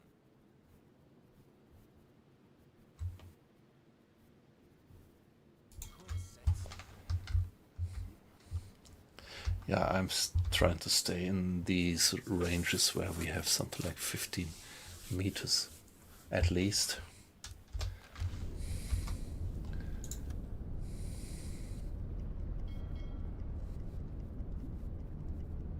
Pretty shallow again. Oh, come on. Being so shallow.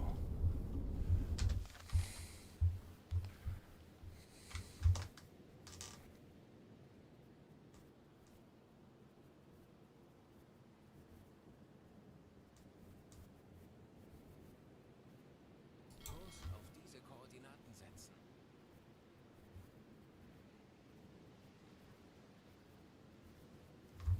Kurs auf diese Koordinaten setzen.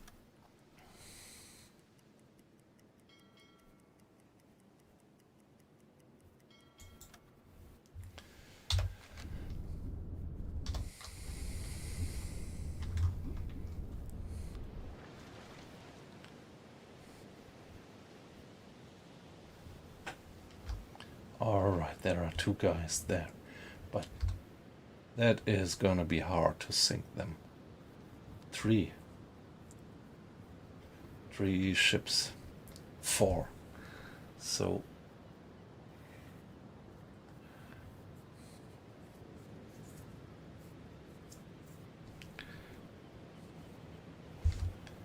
I really gonna have to make a plan.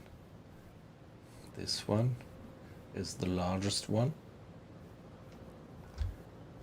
and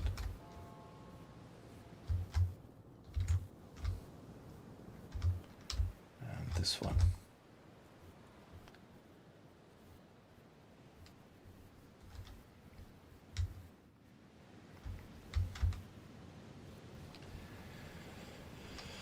Yeah, I don't think that I could actually sink all the 4 of them.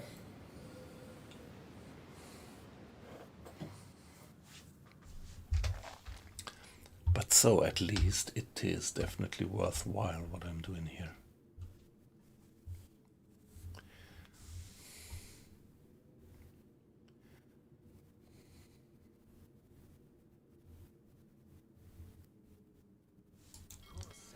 So I think now we can go all the way there and bring us into a nice firing position. Time of the day, it's 10 o'clock, 10:30, mid of the day, but yeah, we are submerged.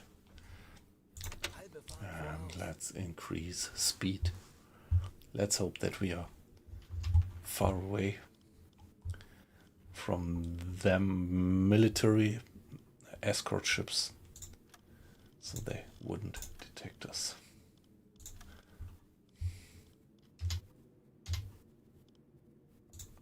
Let's do a new save game. I'm a little bit, yeah, critical. W214.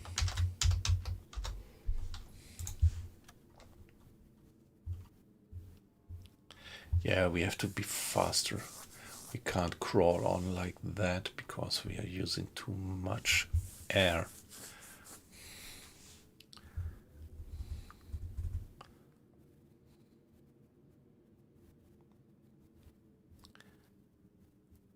Yes, yep, that's a good point. Chainsaw. Yep, That makes clear that you are deep in the game. Yep, good point.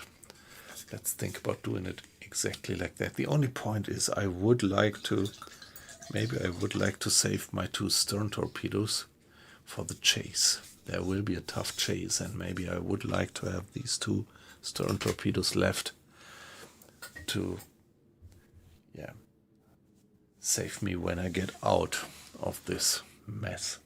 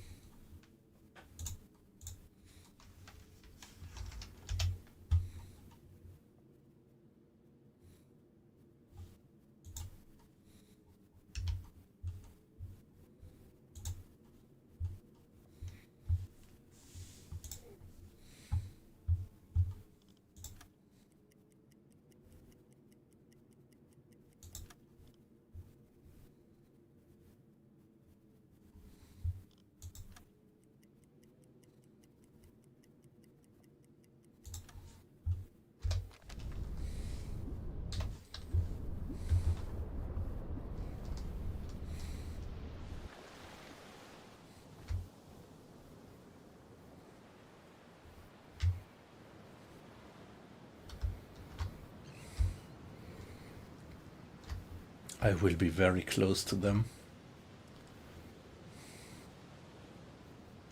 Yeah, if I go to this position here, or a little bit further, I can fire on this one, and I could fire on this one, and then going out I could fire on this one, and then going further out I could fire a stern torpedo on that one.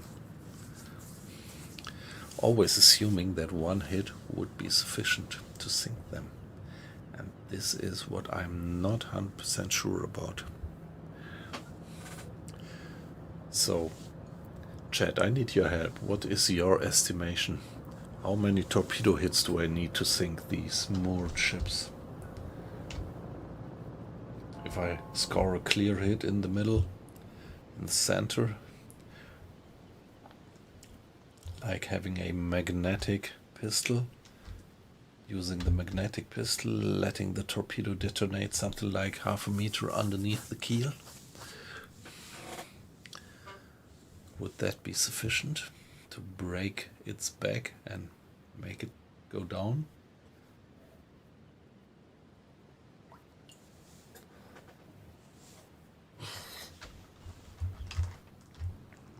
Even the big one? It should, yeah.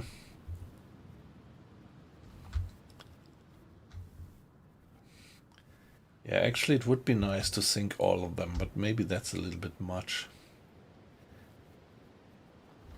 Maybe I would say, like, try to sink, well, 3 of them.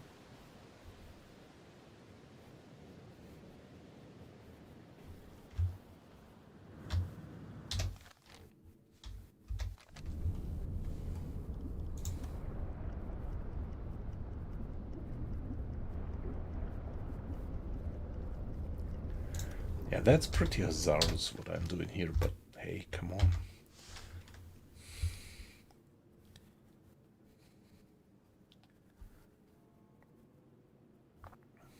The question is whether I would like to use a stern torpedo, or if I would like to keep both of my stern torpedoes as backup to secure my getting out of this mess.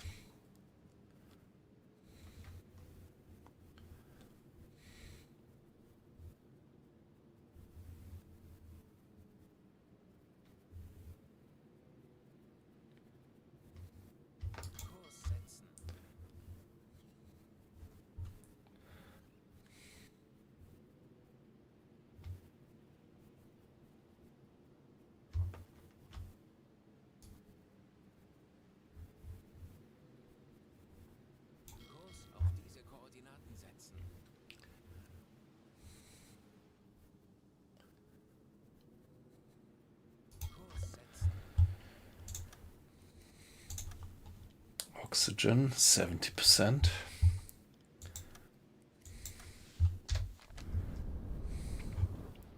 Okay, I'm on silent running mode, so I have to keep in mind that nobody's doing maintenance of the torpedoes in silent running mode.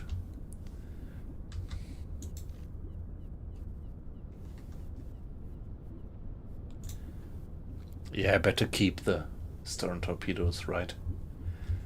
So, now, please, Mr. Schneider, start the maintenance of the guys. So maybe I would use Mr. Arles just briefly to do some maintenance as well. Step him away from the engines.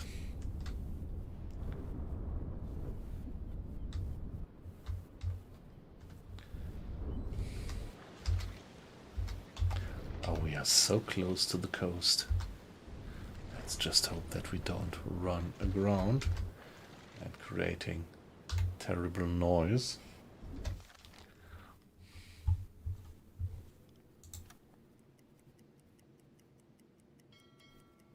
Torpedorohr 1 gewartet.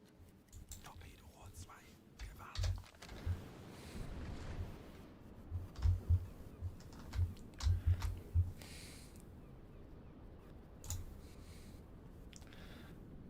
Now give me torpedo tube 3 and give me torpedo tube 4.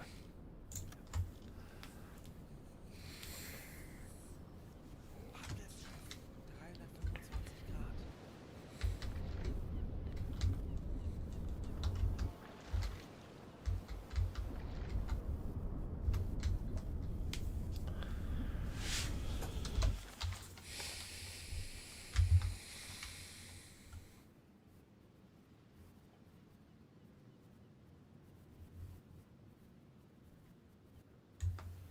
Kurs auf diese Koordinaten setzen.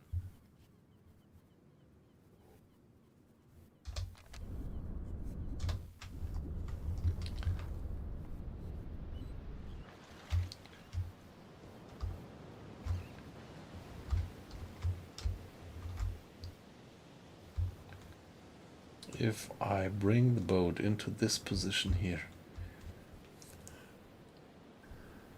I could fire one torpedo on that guy and one torpedo on that guy, and then while going out, firing another torpedo on this guy.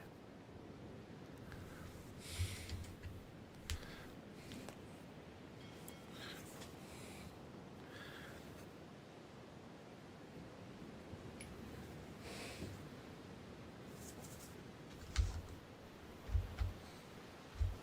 3 gewartet.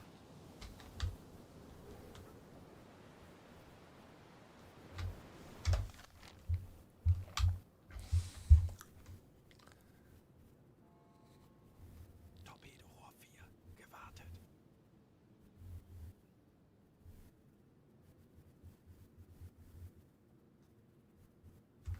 Kurs setzen.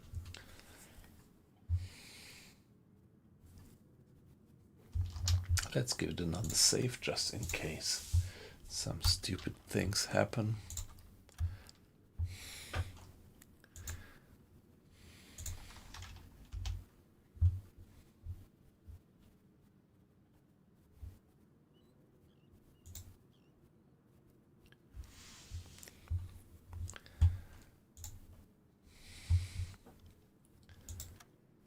Handelsschiff 270 Grad.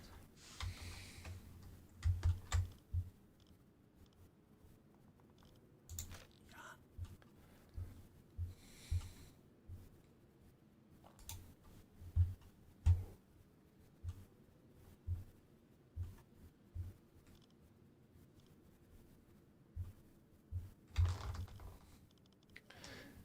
Yeah, do some maintenance on the stern torpedo, please, as well. There we are. It is so incredibly shallow around here.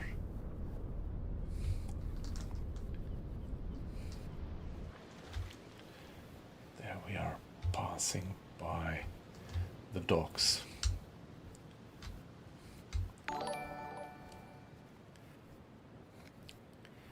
Hey, yippee yup. Nice. Thank you very much for the follow.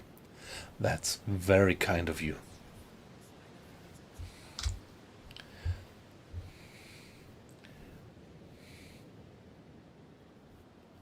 Yeah, it is, isn't it?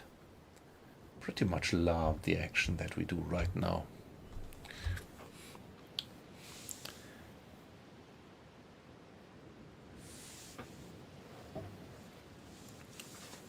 Oh, hey, chainsaw, great. Yes, yeah, nice. Thank you very much for. That's nice. Thank you very much. So you get rid of the advertising, finally. Yippee yay, yippee yay, yup. Yeah, we are. Let me show you the map.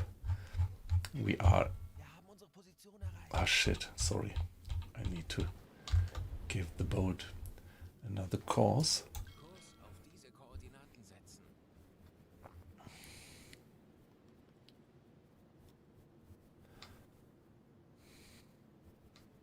Kurs auf diese Koordinaten setzen. So, let me just briefly try to explain what it is about. We are pretty far into the war already, and we are doing a mission at the shores of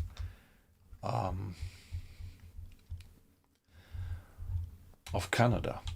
And after having fulfilled already our mission goal of something like 10,000 tons to sink, and now I am trying to sink a few more ships by intruding deep into this fjord and going for this port of Sydney and trying to, yeah, actually get the boats, the ships, the merchantmen which are moored there.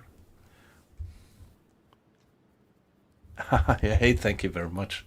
So, I mean, probably my German accent helps a bit while, yeah, doing U-boat, playing the captain of a German Second World War submarine. It might give all this a little bit of authenticity, but still, what is this? So, I'm streaming since a while, but there are still a few mechanics which I'm not quite aware of. So, a hype train started. What does it mean? I have no idea what the meaning of that hype train actually is. And D Savan, thank you very much for the subscription as well. Thank you very much. That's very much appreciated. Great.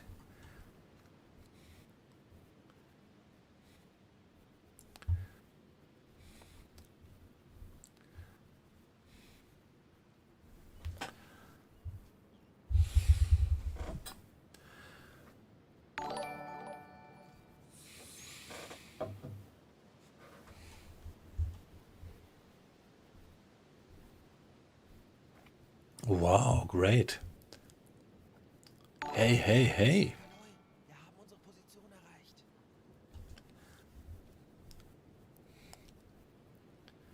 Wow. Wow, thanks. Thanks a lot. Hey, come on. So there's things going on that I never had been going on before. I'm just a small streamer. And, well, that's quite some. Yeah. Thank you very much. Amazing. Yeah, chainsaw, great.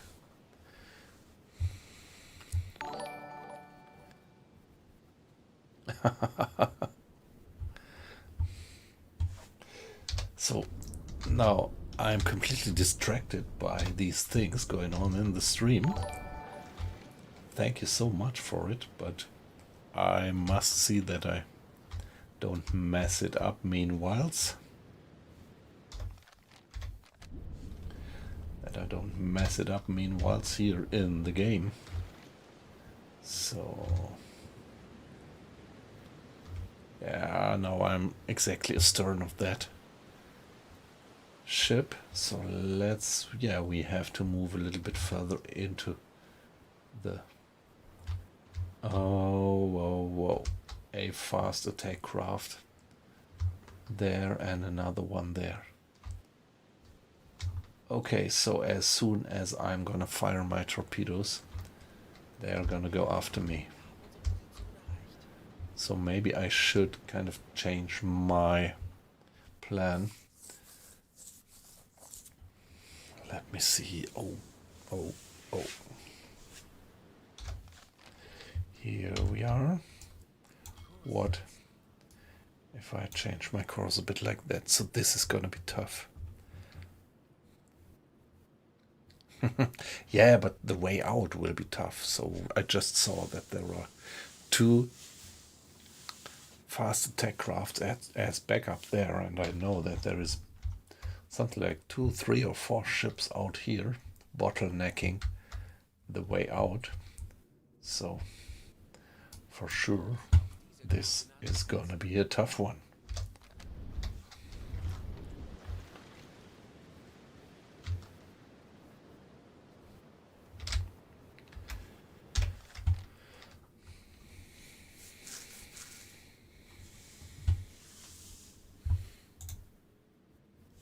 I need to give it a save here. Soon there is gonna happen a lot of stuff at the same time. Maybe I should go to Kleine Fahrt and check the torpedoes once more.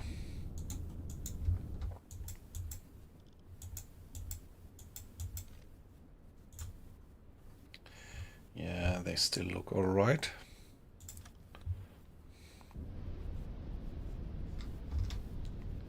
And sooner or later I will have to stick the periscope out. Fire on that one and on that one, and then keep it moving.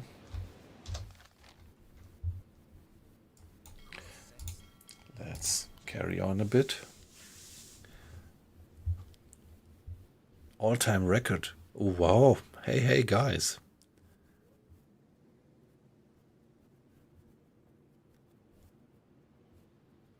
I am on almost, I'm on 97% of difficulty level actually.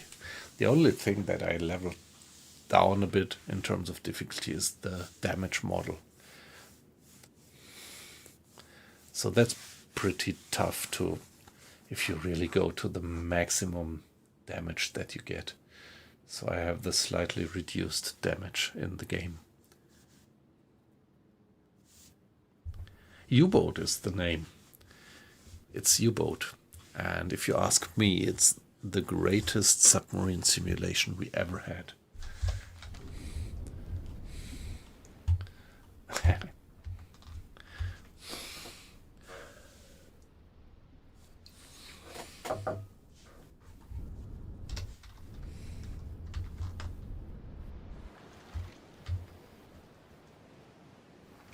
Hey, there is so much going on next in the stream.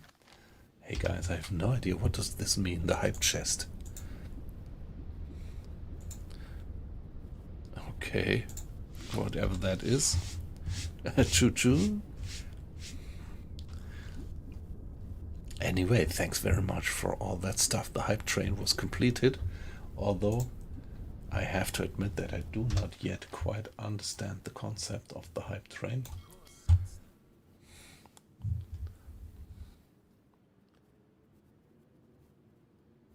Yeah, it's U-boat exactly. Yep.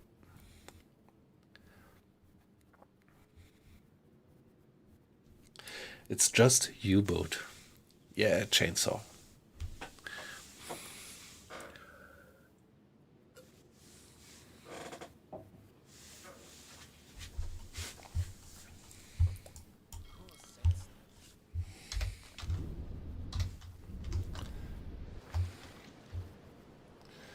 Now we are getting into a nice firing position onto that guy and onto that guy. So I think, yeah, let's finish that turn and then stop the engines and give us a little break.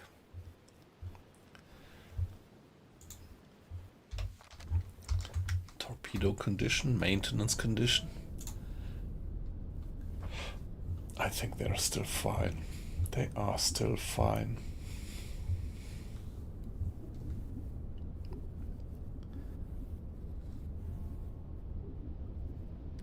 Yeah, hey, amazing. So that was all about the gifted subs then, right? So, Chainsaw, I think that was mainly due to all the subs that you gifted. Nice. Thanks a lot. Haha. Great.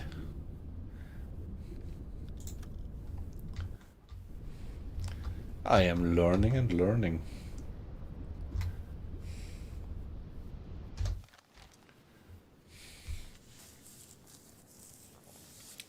Yeah, let's turn the boat around so that we are heading roughly that course, and then we are gonna have to start to take target. What's our heading by now?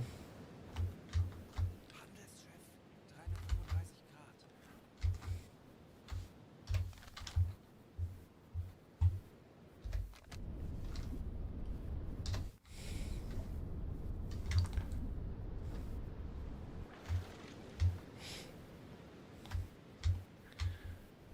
Yeah, it's a pretty steep angle to kill that guy. Mildred Pauline is the name of the ship. Yeah, that's also one of the nice features. They all have names. This Trevisa. And this one doesn't have a name. They don't.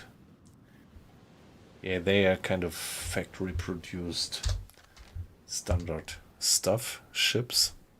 So they don't get names, obviously. Maybe they just have numbers.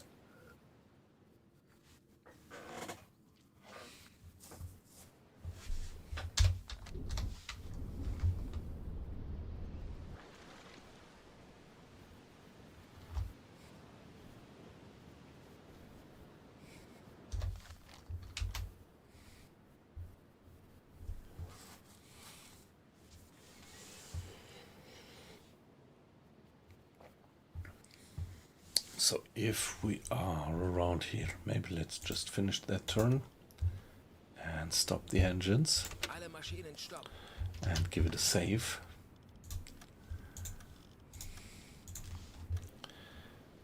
And now check with the periscope.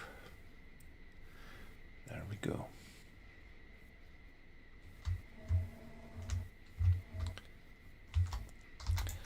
So they are not moving.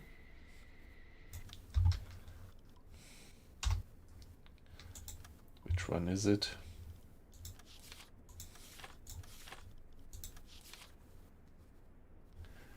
Is it this one? Is it the coast?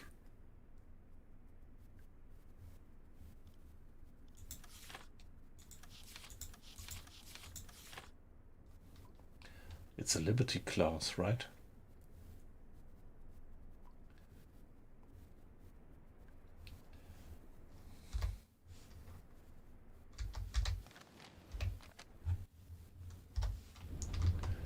Not quite sure. Schnellboot, 210 Grad. It's a Liberty class, I think, yeah.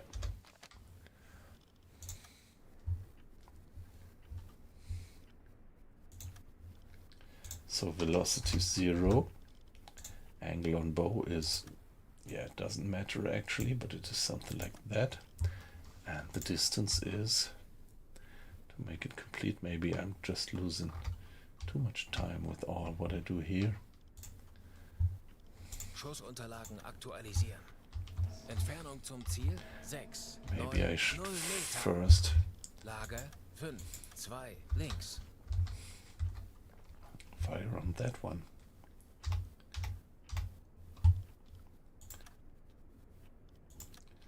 Liberty, velocity 0, and not 9 but 0.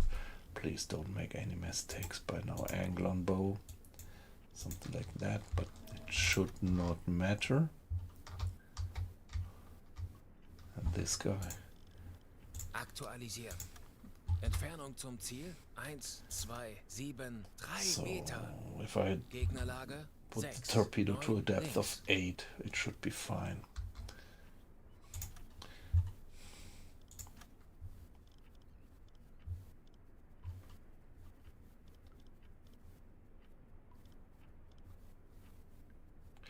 It's a T3. Rohr 1 bewässern. Yeah, let's give it the T3. Depth. Let's do it 8 meters. Rohr 1 bewässern. And yeah, give it a center hit.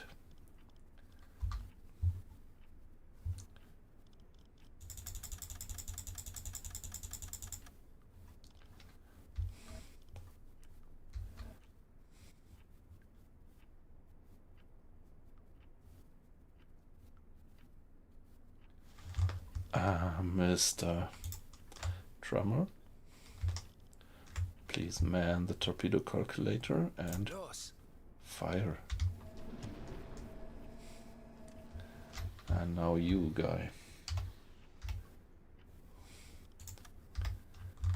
Same. Liberty.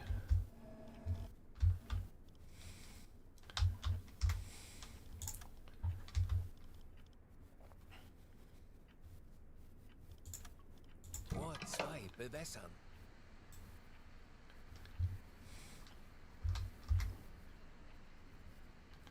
Rohr 2 bewässert. Los.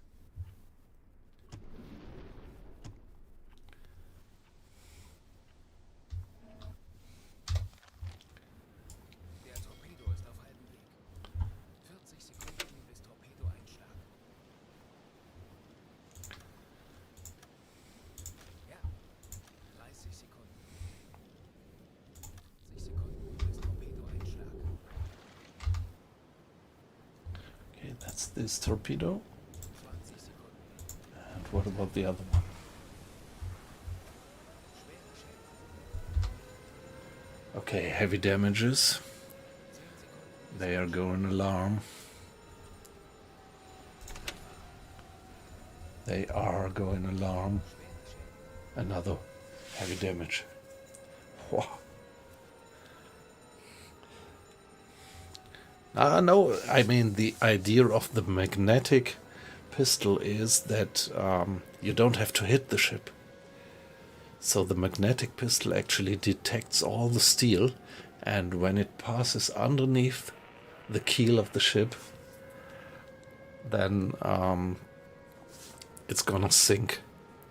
That it's gonna explode right underneath, 1 meter underneath the keel of the ship, due to the magnetic interaction with all the steel of the hull, and this actually breaks its backbone. So this is the most efficient way, not to directly hit the hull with the torpedo, but going something like 1 meter underneath and having it exploded down there. So now fingers crossed that this is sufficient.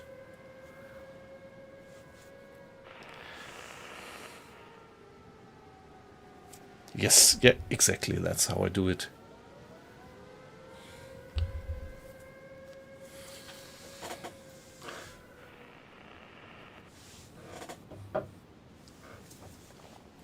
So in the average something like plus 0.5 to 1 meters. And now these guys are gonna get ugly probably.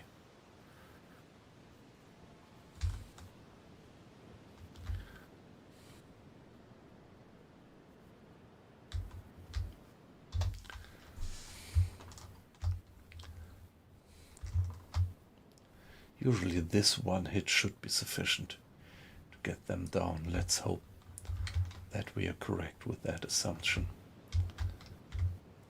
Air listing.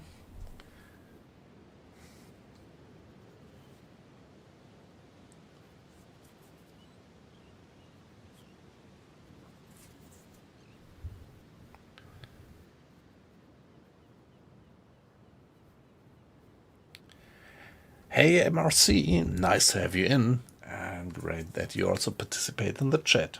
Good evening. I hope you had a good day. Are they really sinking? So hard to tell. I think they are.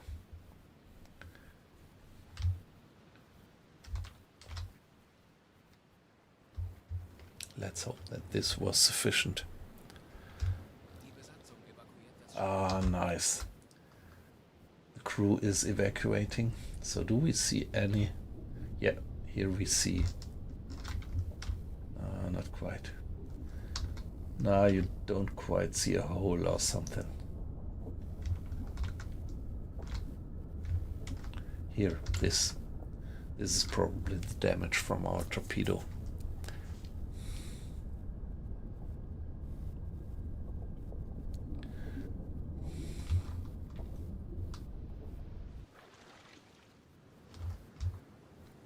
And there they are coming in. They are coming, and I really wonder whether I get the opportunity to fire more torpedoes. Let's see if we can do that.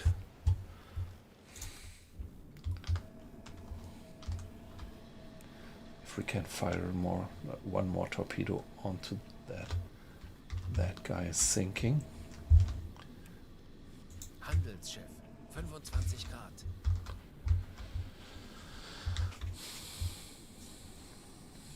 Herr Kaloi, wir wurden entdeckt. Zeit, unseren Mut zu testen, Männer. Kleine Fahrt voraus. Let's go slow. And now.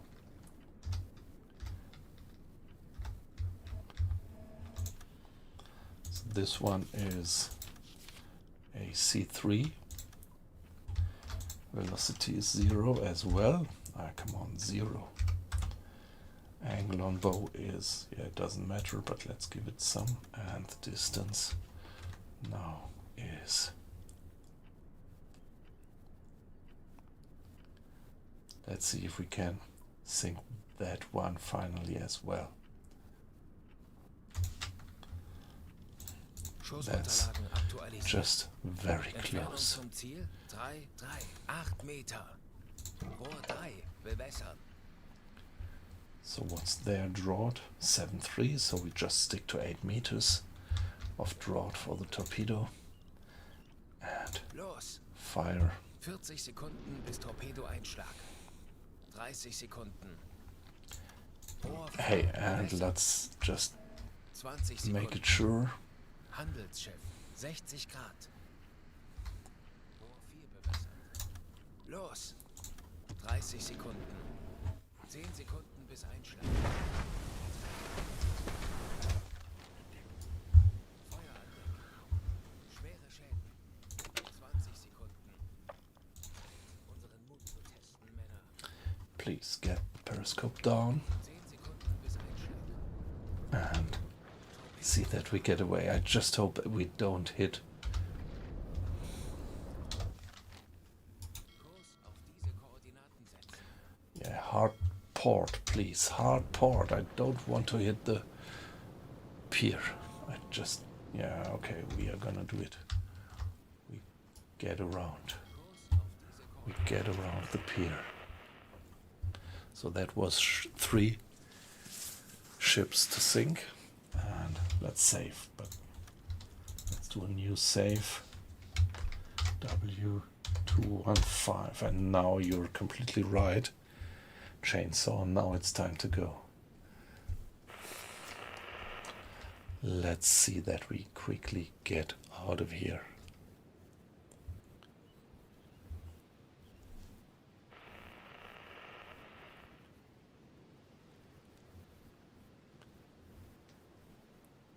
Hey, Gaming Mike. The Gaming Mike and the fish. Nice name. Hey, great to have you. Sorry, I just didn't get your comment because I was a little bit engaged, and you're right. I actually am in the middle of an enemy port at the Canadian coast. And now, yeah, we really have to see to get out of this. So I think that we probably have sunk 3 ships. So this one is sinking, hopefully. It's going down. This one is sinking. And what about that one? Yeah, okay, the crew has already left that ship as well. So it's probably going down. This one is already going down, with the crew having left it. And here I hope that they will soon abandon the ship.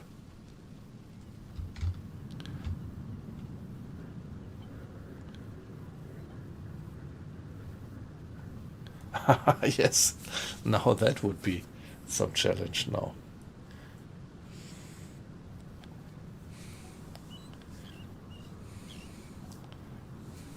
Yeah, it's about the tonnage actually.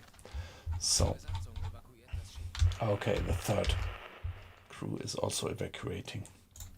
So my job is to finally sink 200,000 tons in this area here off the Canadian coast. That's the mission of Operation Drumbeat, or historically it was Operation Paukenschlag actually.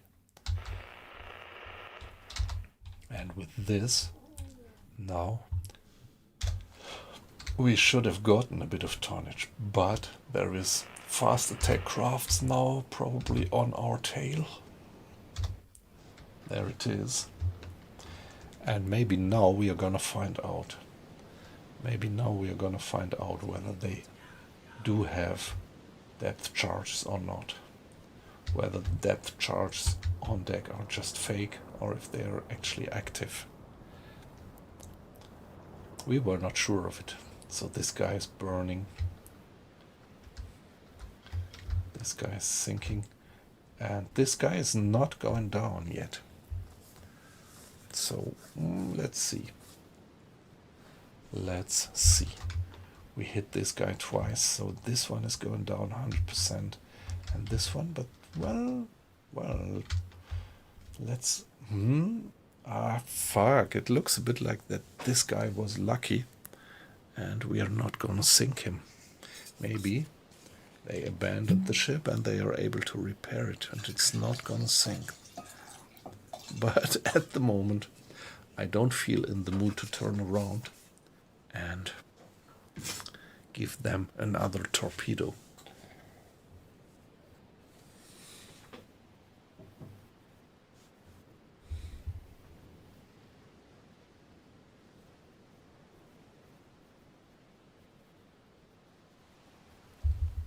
Yeah, MRC, you're right.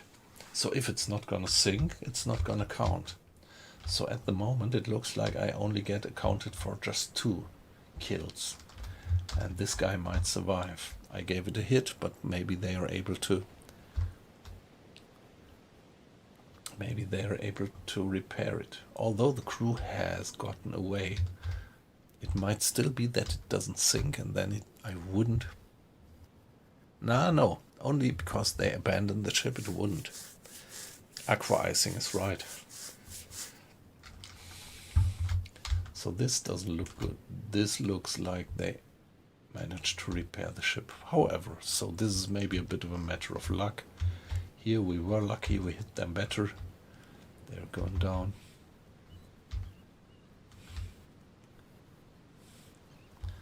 This one is definitely sinking, and this one as well. So it would be 2 sinks, and this one looks like it's gonna survive. And that guy was in such a bad angle that we did not.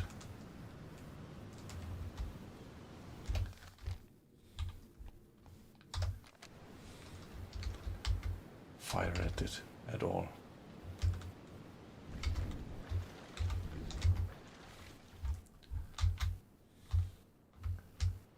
And there is the fast attack craft on our tail. And from outside the sound, the fjord, there was a corvette, which is probably now turning around and getting back into the fjord.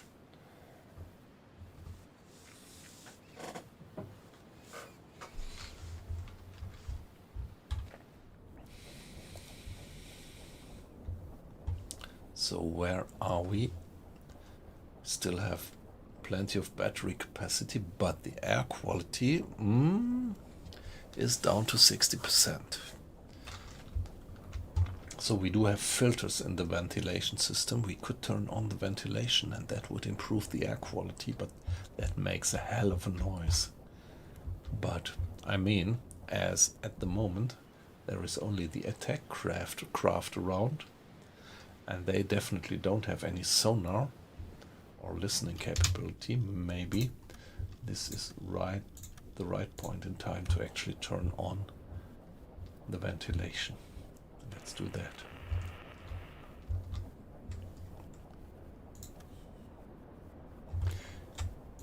Yeah, now we could send a radio message.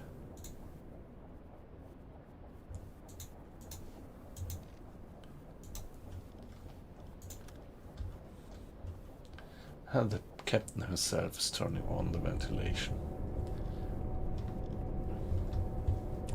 So now you see the air quality is rapidly going up, but it still takes a while.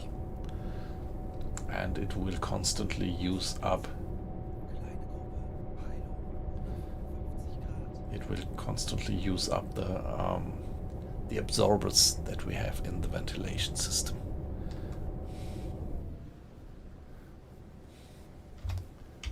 Don't think that they can hear me. They don't have any microphones, any hydrophones on the attack crafts.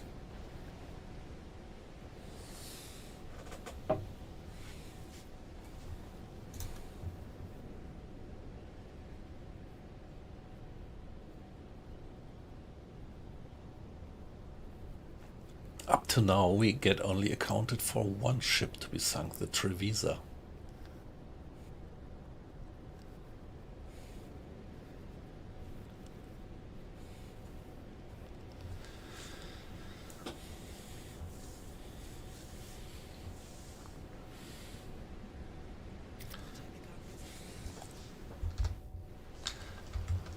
Let's just hope that the other guy is gonna sink as well. So see, they already gave up. Hey, this guy, that guy sank just as well. You have to account that as well. That was the Trevisa, I think. And what about you?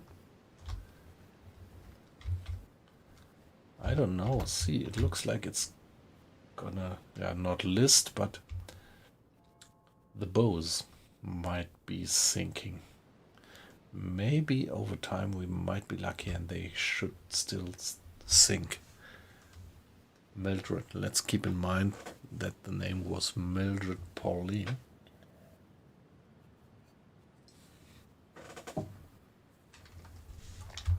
And if we are lucky, it's slowly going down. And this one, hey, come on, we need to get accounted for that. Yeah, we did, but not yet for this one.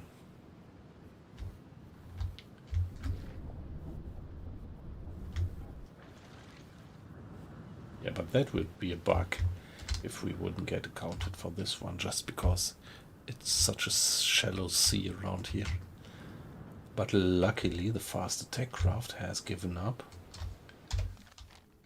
They seem to have no idea where we are, so the number of absorbers is going down, 24, but the air quality is definitely going up. We were at 62 and now we are at 78, so this is gonna help us a lot.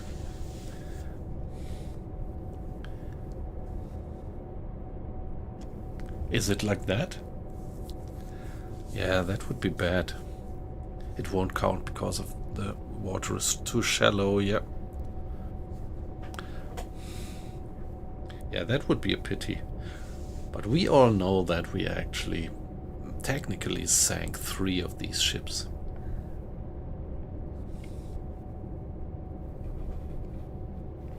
Yeah, MRC, you're right. You are right. I had that in the past, that I just was about to torpedo an enemy merchantman, and then just a few torpedoes from another German submarine moved in and sank it before I could do anything.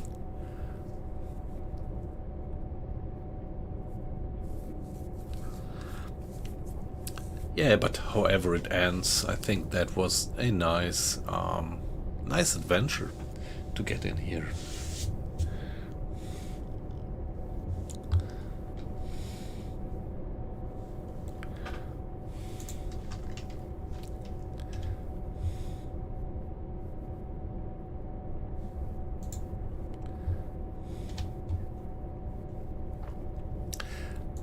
And I'm pretty amazed by the number of people in the stream. That's just great.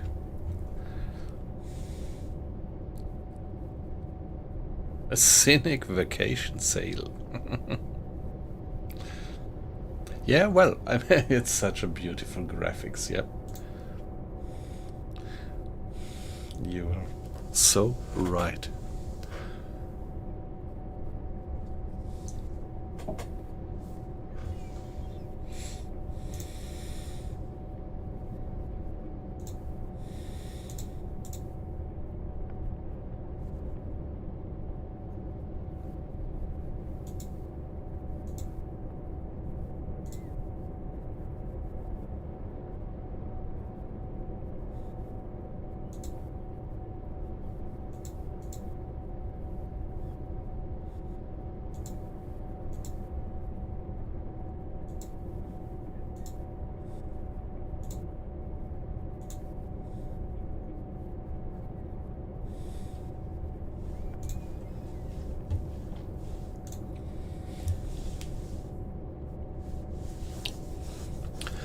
Yeah, I just checked the YouTube side of that stream, but there are just a few, something like 3 people in the YouTube stream. No chat going on. So, best regards anyway to you guys watching this on YouTube. But I pretty much enjoy the wonderful chat that we have here. So Twitch is really a great tool. I hope that I don't get banned from YouTube for these kind of remarks. I probably get ranked down. Yes, we have to carry on. I want to get out.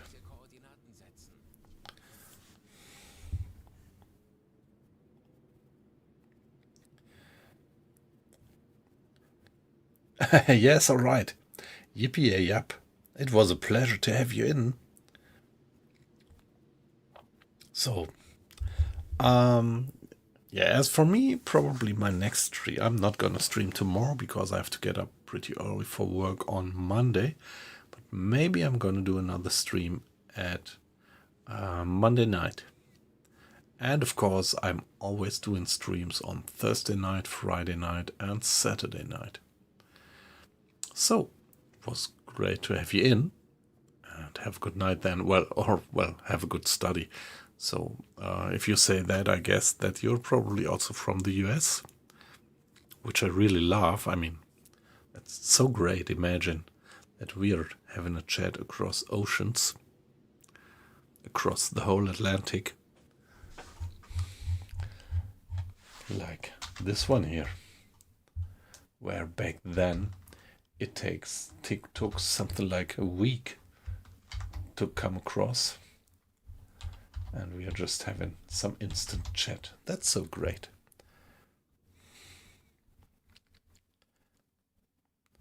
Let me say, look at the time. It's 3 o'clock.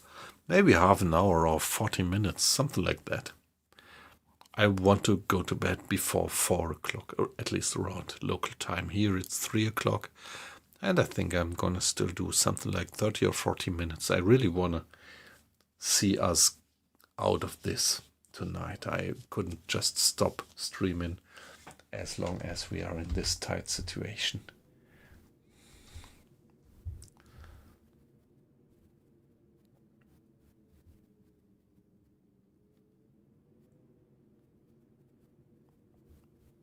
Yep, thanks for the feedback. Yippee up, and have a good time. And all the best luck for your history test, actually. But yeah, this one here is actually history, right? So that was part of the preparation for your exam.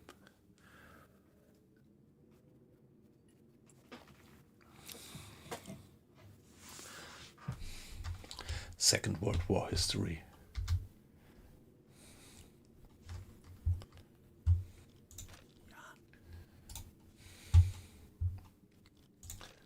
Yeah, the periscope is retracted. That's good. And yeah, we don't need the radio at the moment, I think. Do we? Ah shit, it pretty much looks like we only get accounted for 1 kill.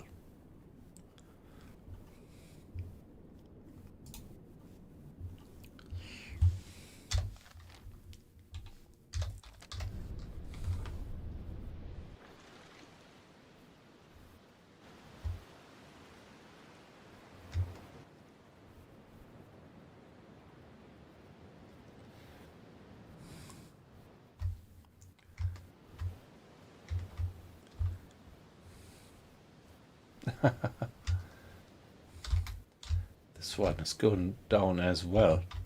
Hey guys, you have to account that for a kill. This one is down. So it's definitely 3 kills, and at the moment I feel that I only got accounted for 1 of them.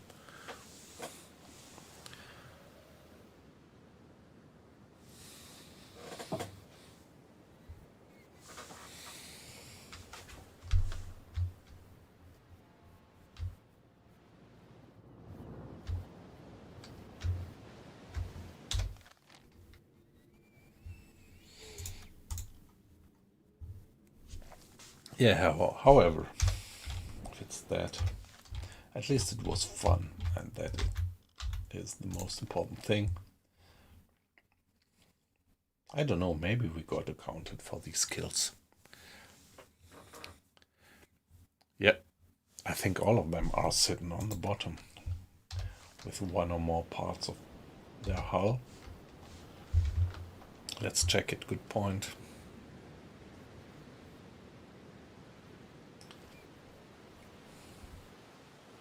Yeah, we might soon be out of range.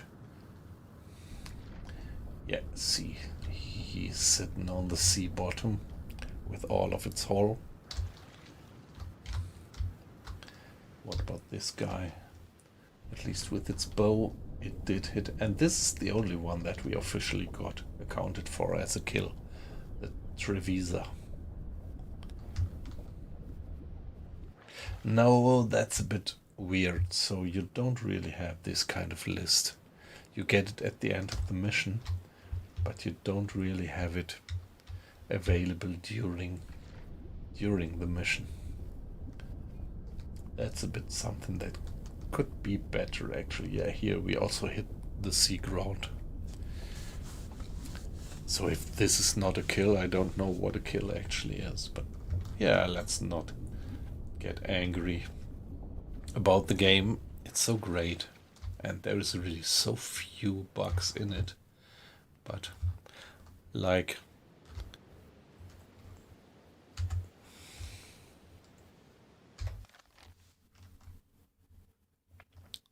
yeah, like aqua icing, like you said. So maybe it's kind of twofold to go into the port and sink ships.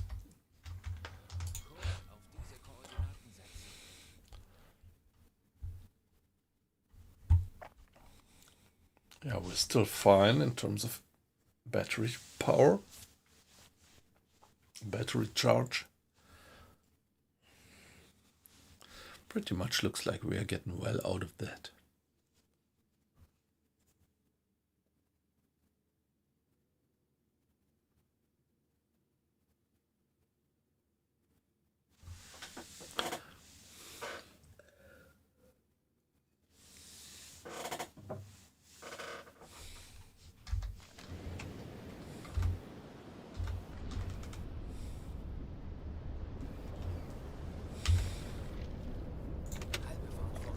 Yeah, let's reduce our speed now that we are out of the hot zone and not directly chased, obviously, by the fast attack craft.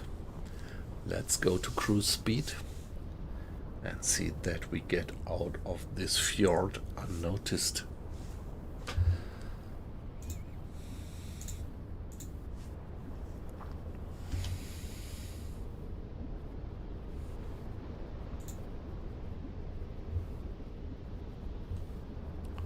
Hey, that's really great. Tonight we have so many people watching. I mean, consider I'm just a small streamer.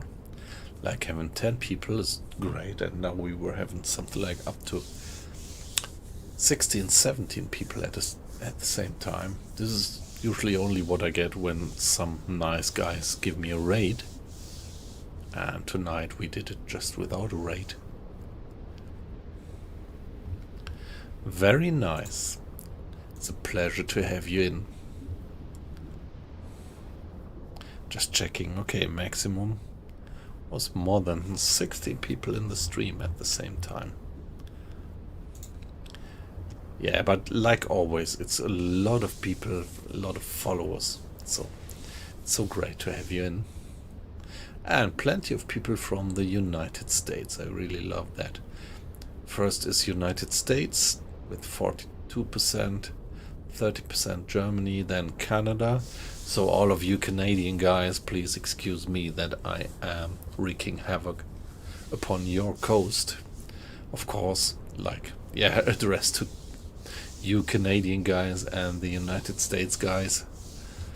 Rest assured that I'm very happy that you guys won the war and that you guys did rid us of this mad man with the mustache. And yeah, there was this question in the stream actually, why do we like this game? So I'm not playing this game to rewrite history and make Germany great again, but it's about, well, I'm just fascinated by this technology. The submarine is such a complex machine back then, and yeah, I mean, there's so much discussion about electric engines nowadays, and back then they had it. It was pretty awkward with all these loads of batteries that they had to have in the boat, but they had it. They had some kind of hybrid propulsion.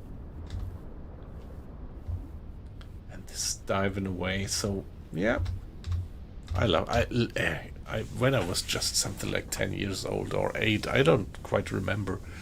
I first watched that movie. All of you probably know that movie Das Boot, and I was fascinated by this movie from the very beginning, even back then when I was still in primary school,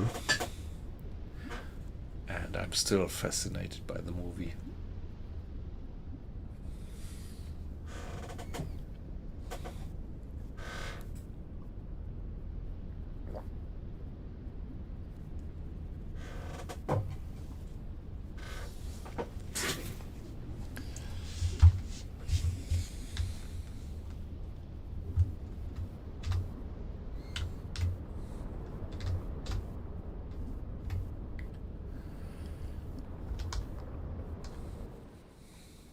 No, by the way, let's briefly check.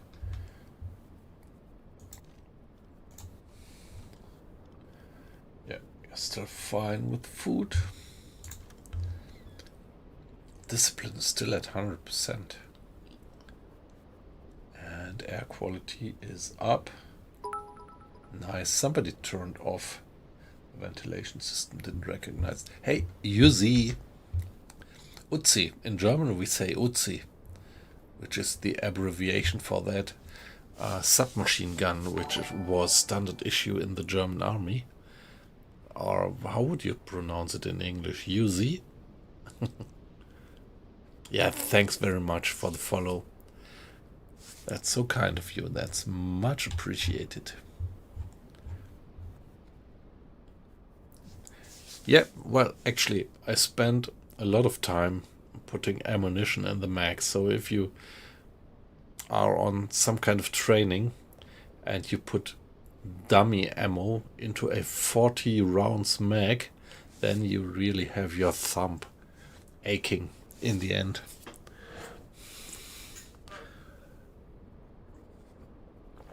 Uzi, right? Yep.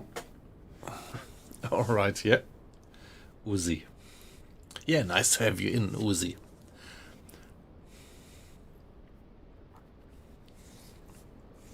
So, do you play this game by yourself?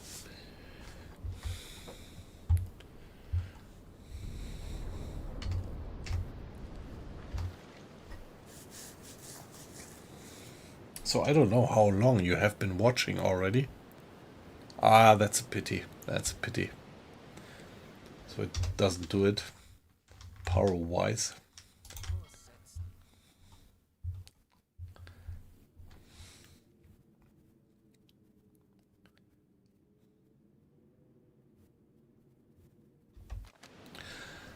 War on the Sea? I don't know.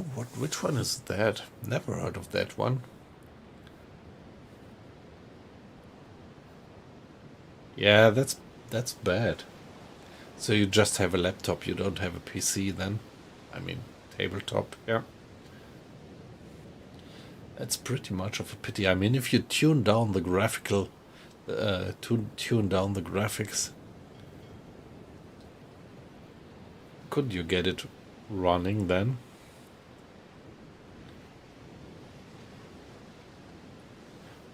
War on the Sea. Gonna check that. Never heard of that one.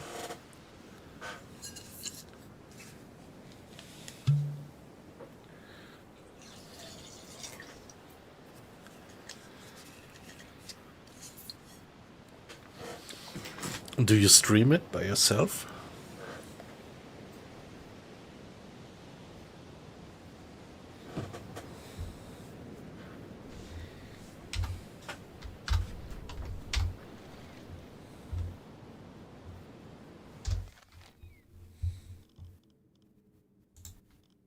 Ich erwarte Ihre Befehle.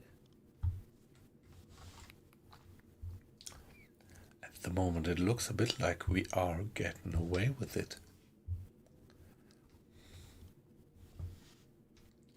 Although still, I think we didn't get these kills accounted for. Well, but yeah, let's not be worried about that.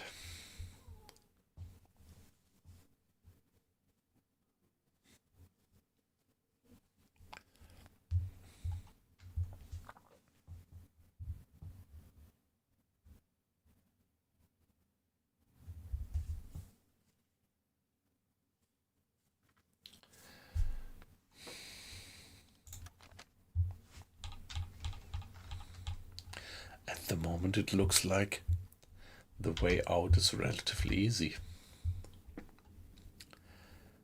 So this fast attack craft had no chance to locate us, obviously.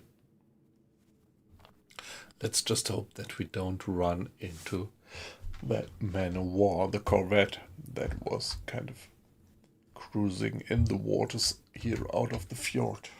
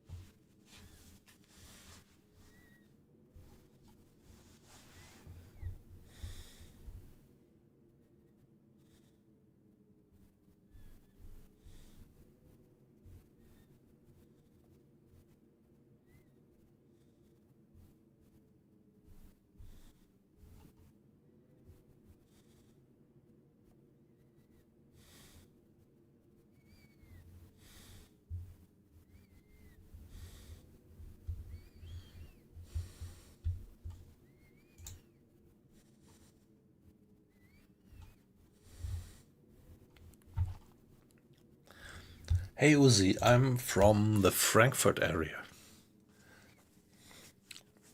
So I'm working in Frankfurt, actually in Frankfurt, and I'm living something like, yeah, what is it? 70 kilometers west of Frankfurt. Hey, you have any problem with Frankfurt? Ah, nice. All right. So, I mean, is it something like your granddad or from Stuttgart? All right. I've been living in Stuttgart for 5 years. Some years ago, but okay, all right. Your mom, all right. Nice. Yep, I've been living in Stuttgart for 5 years. In the town itself. All right, nice. And yeah, I met my wife there, so Stuttgart is a town which I pretty much like.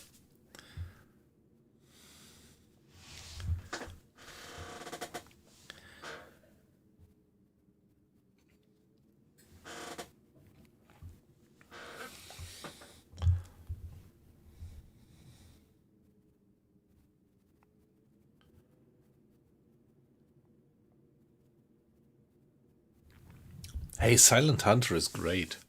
Silent Hunter is great. I've been spending quite a lot of hours on Silent Hunter, but that's something like more than 5 years ago. And since this game came out, I actually dropped Silent Hunter. So I haven't been playing Silent Hunter for more than 5 or 6 years. And it was a great game, but this one here actually makes Silent Hunter obsolete, I would say. Yeah, the Omi. Yeah, exactly. Yeah. Yeah, you say grandmother, granny, and we say Omi, exactly. Omi or Oma.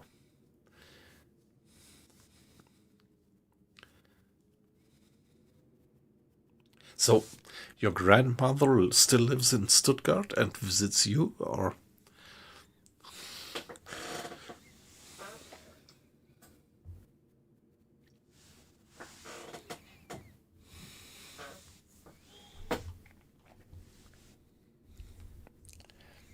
Or is it the other way around that your grandmother over the Atlantic is?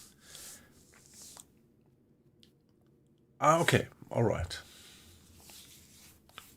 And so she is going back once a year to Stuttgart, yeah. So may I ask where you are living roughly in the? Do I understand it? I guess you're from the US or maybe Canada.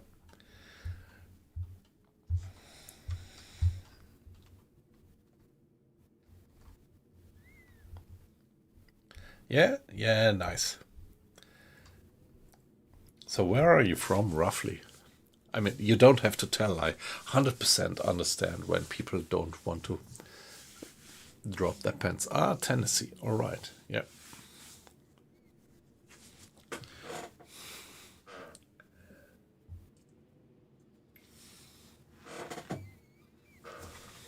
Geräusche. Kriegsschiffe. Kleine Gruppe. Peilung 25 Grad. Okay, now there is man of war ahead of us. That's these guys there. I see a little bit of smoke, didn't I? Or was it just some dirt spot on my screen? Hey guys. No. Nothing to be seen on the horizon yet. Yep.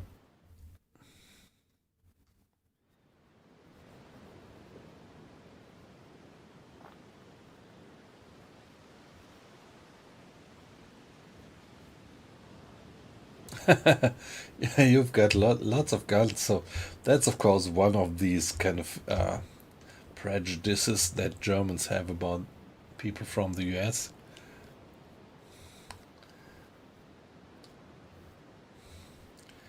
But yeah, here in Germany we have some kind of a different relationship to guns, but I always was fascinated by guns, and the only opportunity that I had to handle guns was when I did my military service back then. But yeah, I quite liked it. I mean, the shooting training was great. Doing the P1, that was back then the German standard issue handgun, and the G3, the assault rifle. That was a good one.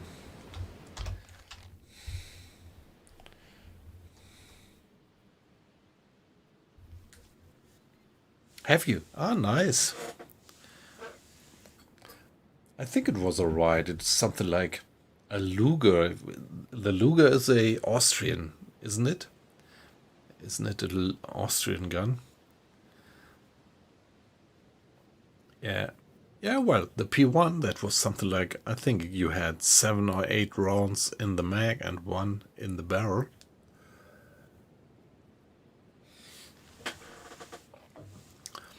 Quite some decent firepower. Ah, okay, yes. Yeah, that was this old one. Hey, so the Luger is really historical. I mean, the P1 is not that old, but the Luger, that's really some old stuff, right?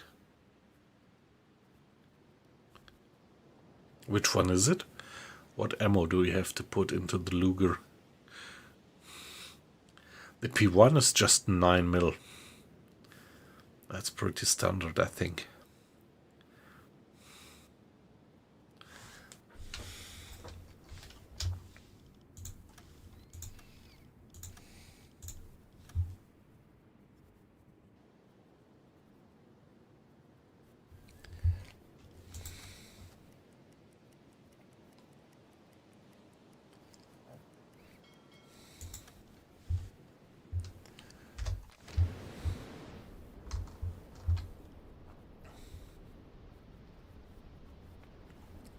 Yeah, at the moment it pretty much looks like we're smoothly getting out of this.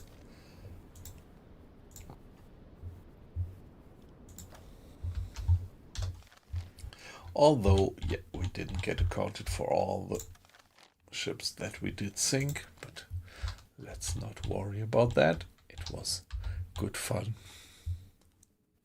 to do this adventure and going into this sound, this fjord, for the port of Sydney.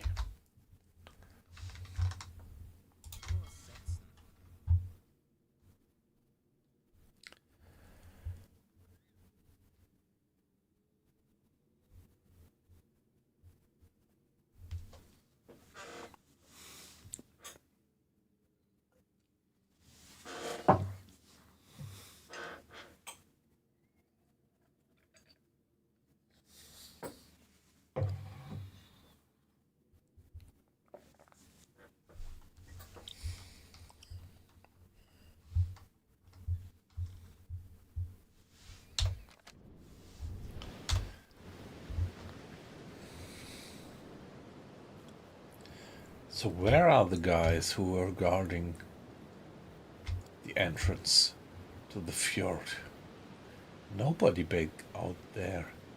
Maybe I could even get back to the surface and go out as fast as possible.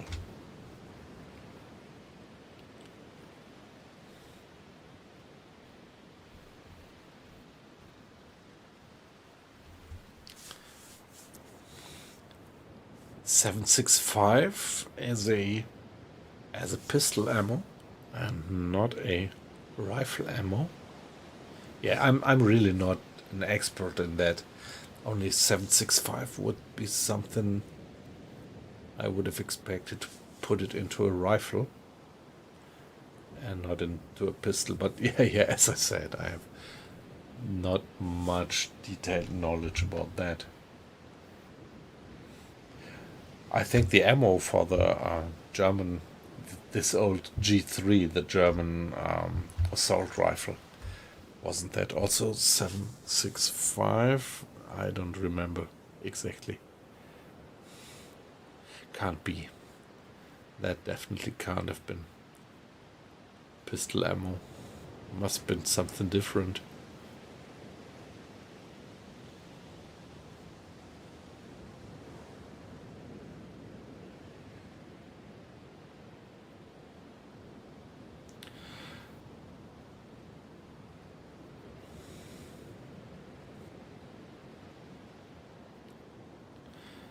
Yeah, okay, quite amazing, yep.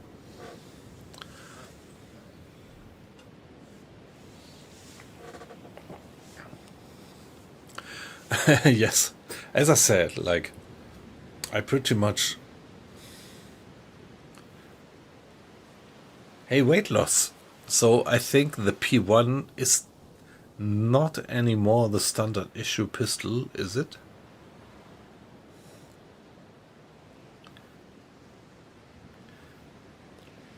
So to mention, weight loss was P8. Ah, okay. Alright.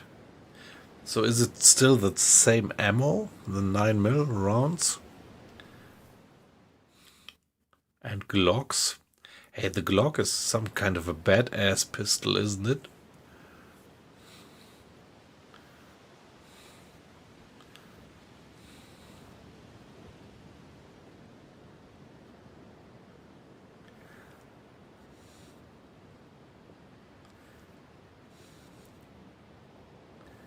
Yeah, but yeah, I should just shut up because I really am not deep into that subject.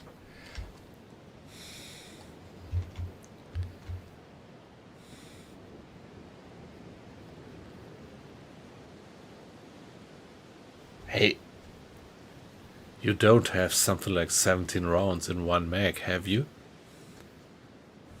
Ah, okay, if it's the submachine.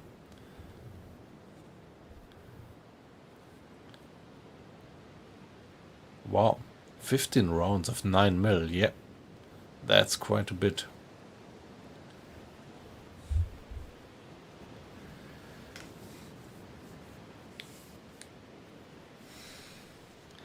But hey, I thought the USP would be some submachine gun, would it? It's a pistol, yeah, okay.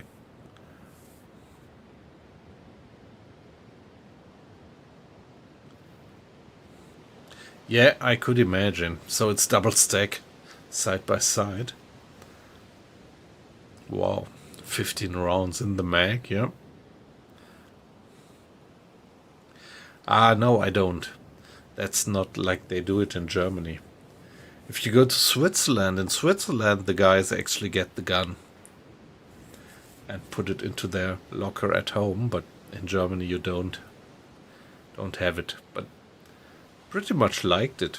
I mean, they don't have it anymore, but I think it was a pretty reliable gun.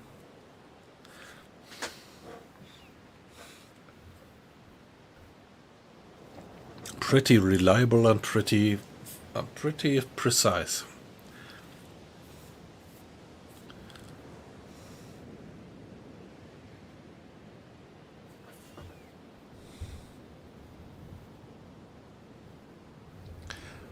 Yeah, you mentioned that before. Yep. All right. Yep.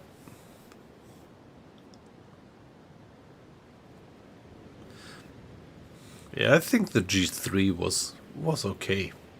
I was pretty amazed by, like, you had this kind of special, how do you call it, vision, Kimme und Korn.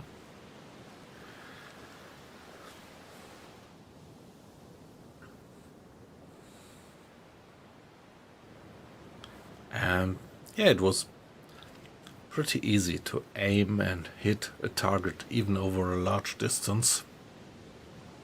So I would have never put it onto full auto, and even not onto... yeah, you had this kind of mode of 3 shots in a row.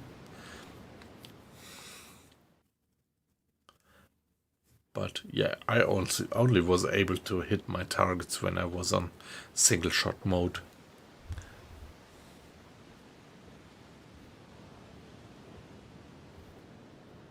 Yeah, right. Yeah, that's right. So they sent a lot of these rifles to the Ukraine, I think. Yeah. And I think they were well served with that. Hey, lightly salted. Nice to have you in. Good evening. Well, around here it's 3:30 by now. Don't know what time you have.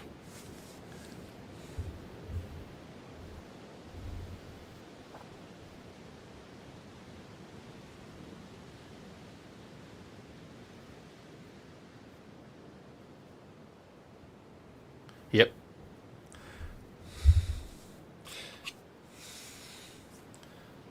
Yeah, alright. 10:30. So let me calculate. So are you situated something like at the west coast of the US or Canada?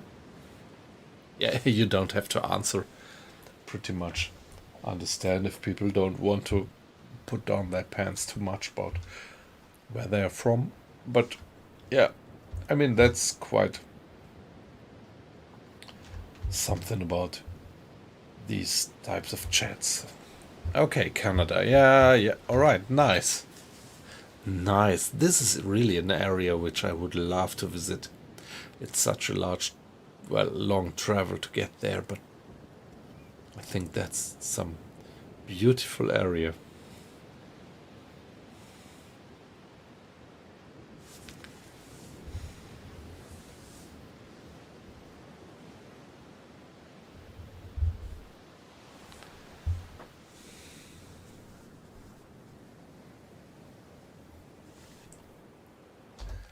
So where are we by now? Looks like we're getting out completely unmolested. Let's give it another save, just to be sure.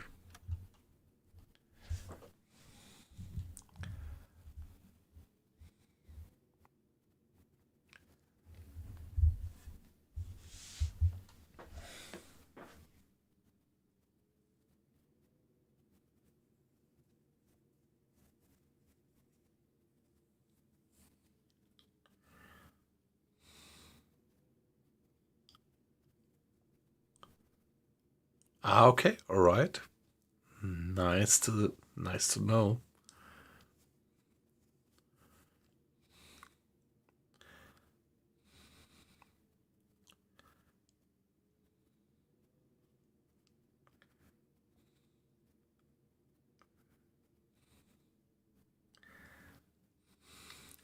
Yeah, I think the G3 is no standard issue gun anymore.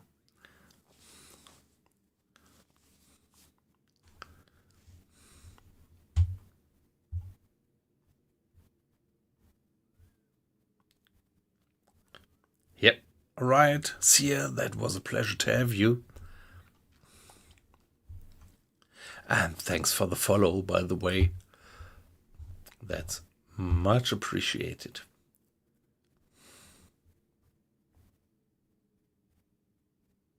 Sorry. Yeah, well, the ads. That's something that we have to have.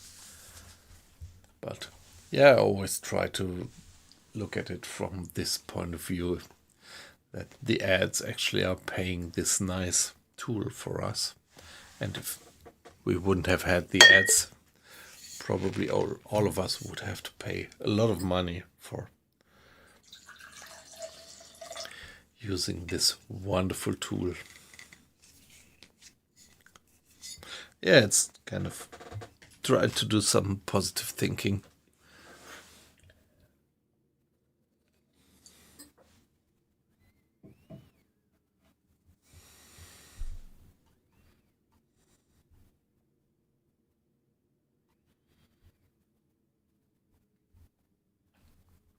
Yeah, East Coast, yeah.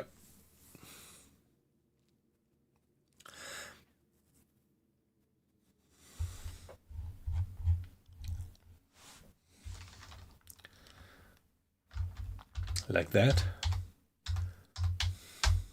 Yeah, we always have a little bit of a delay in the communication.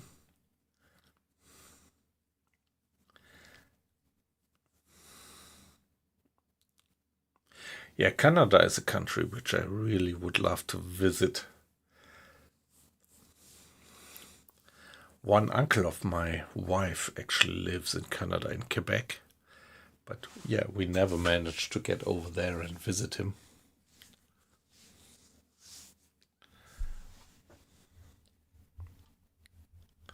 Cape Breton, yeah, hey, out there. That's amazing.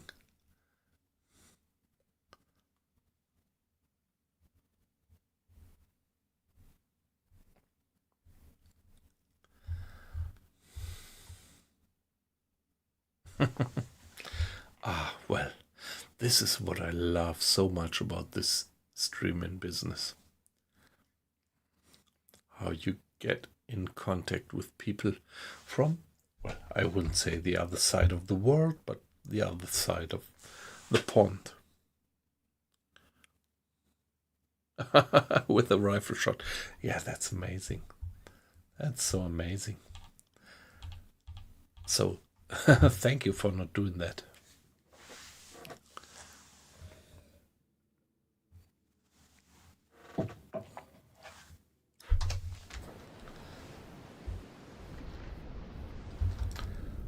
Oh, it's so shallow around here. But up to now, we didn't run aground. But yeah, we are almost. Look at that. How close we are.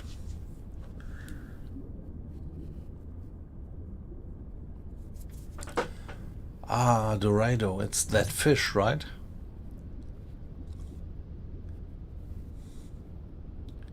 All right. Yep. Yeah.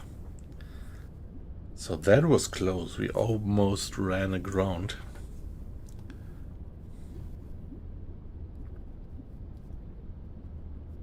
Yep. That was exactly what I did. So I went in. Let me take a look at the map. I went in for Sydney.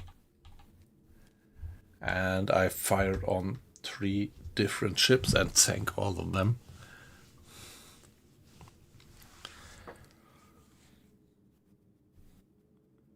Yeah, that's so amazing. I mean, and you have the background info that these attacks actually happened. Yes. Yeah, great. I love these kind of coincidences.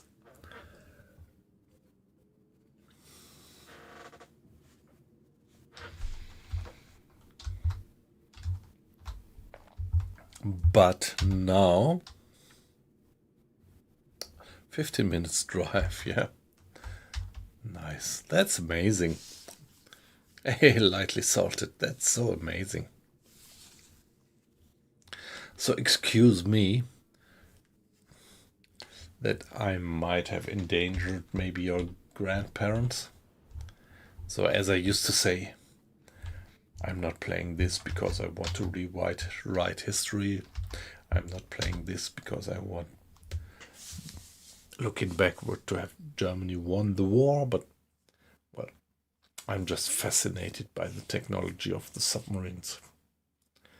And I'm pretty glad and pretty thankful that you guys actually saved our asses back then and got us rid of that madman with the mustache.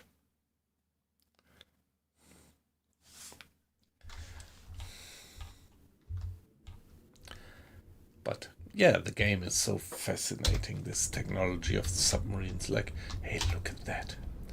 Just look at this. That's so beautiful how they implemented in the game.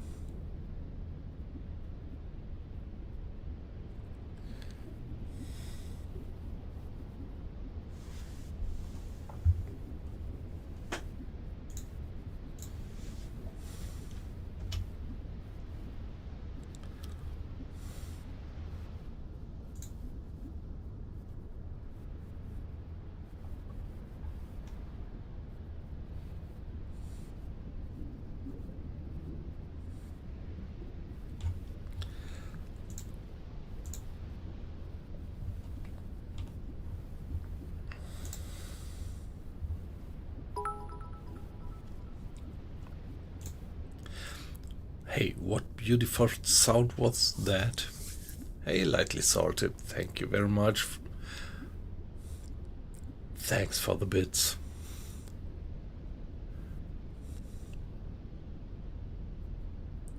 That's very much appreciated.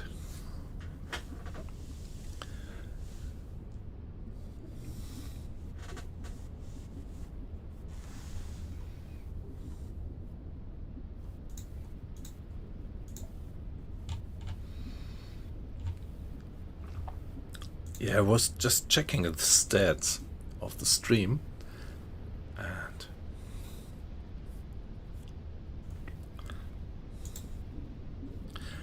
yeah, number one is United States. A lot of people being in the stream from United States. Germany is number two, and Canada is number three, but with a bit of a distance, to be honest.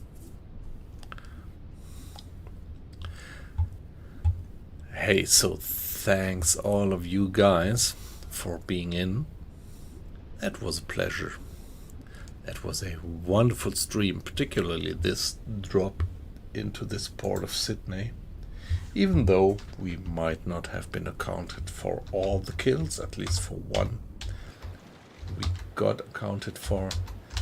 And here we are going out, and looks like we are gonna survive this one. And yeah, thanks a lot for all these submissions.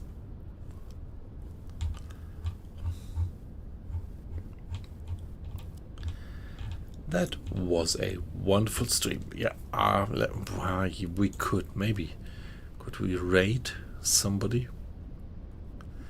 Yeah, there are a few guys playing DayZ, but I don't know.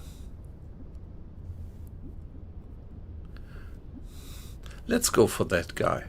I don't know if you have any preferences for DayZ, but for me, DayZ actually is the other game that I love since years, U-Boat and DayZ. So, let's do some raid of this guy.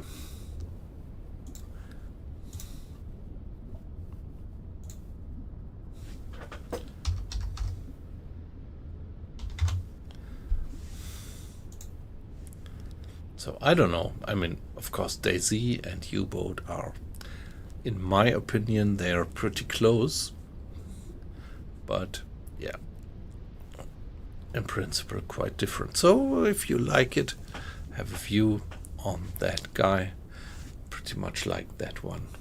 Let's have a look at that. And thank you very much for being in my stream. And looking forward to have you back in again. Bye bye guys, and see ya.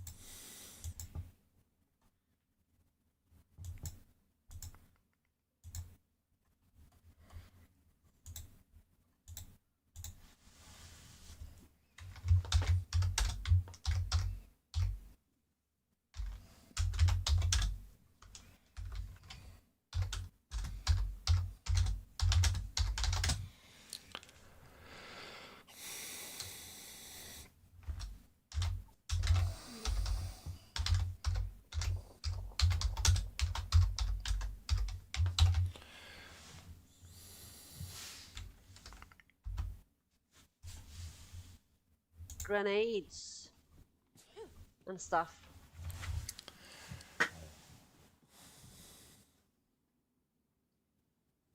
It's going great. I'm not in Wildlands now though. I'm on another server and it's a mess. I'm sick. So everybody here and it's AIs shooting everybody, going crazy with grenades. How was your run, Josh?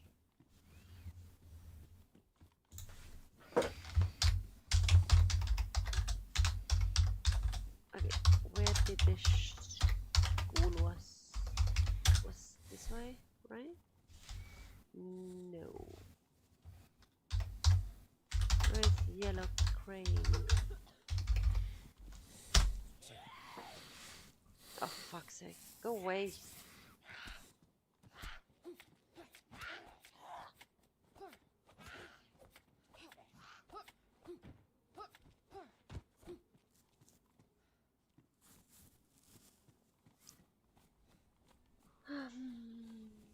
Yellow Crane. Oh shit, there's the devil here. Oh, nice.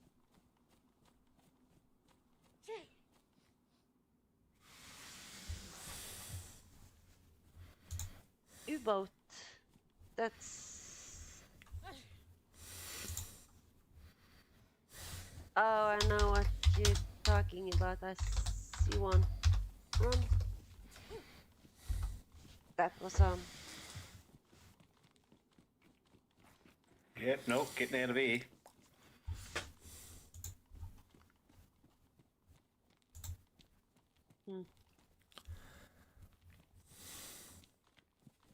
I saw thingy too though.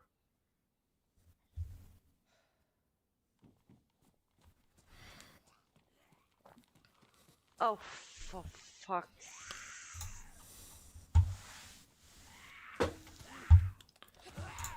I don't need you.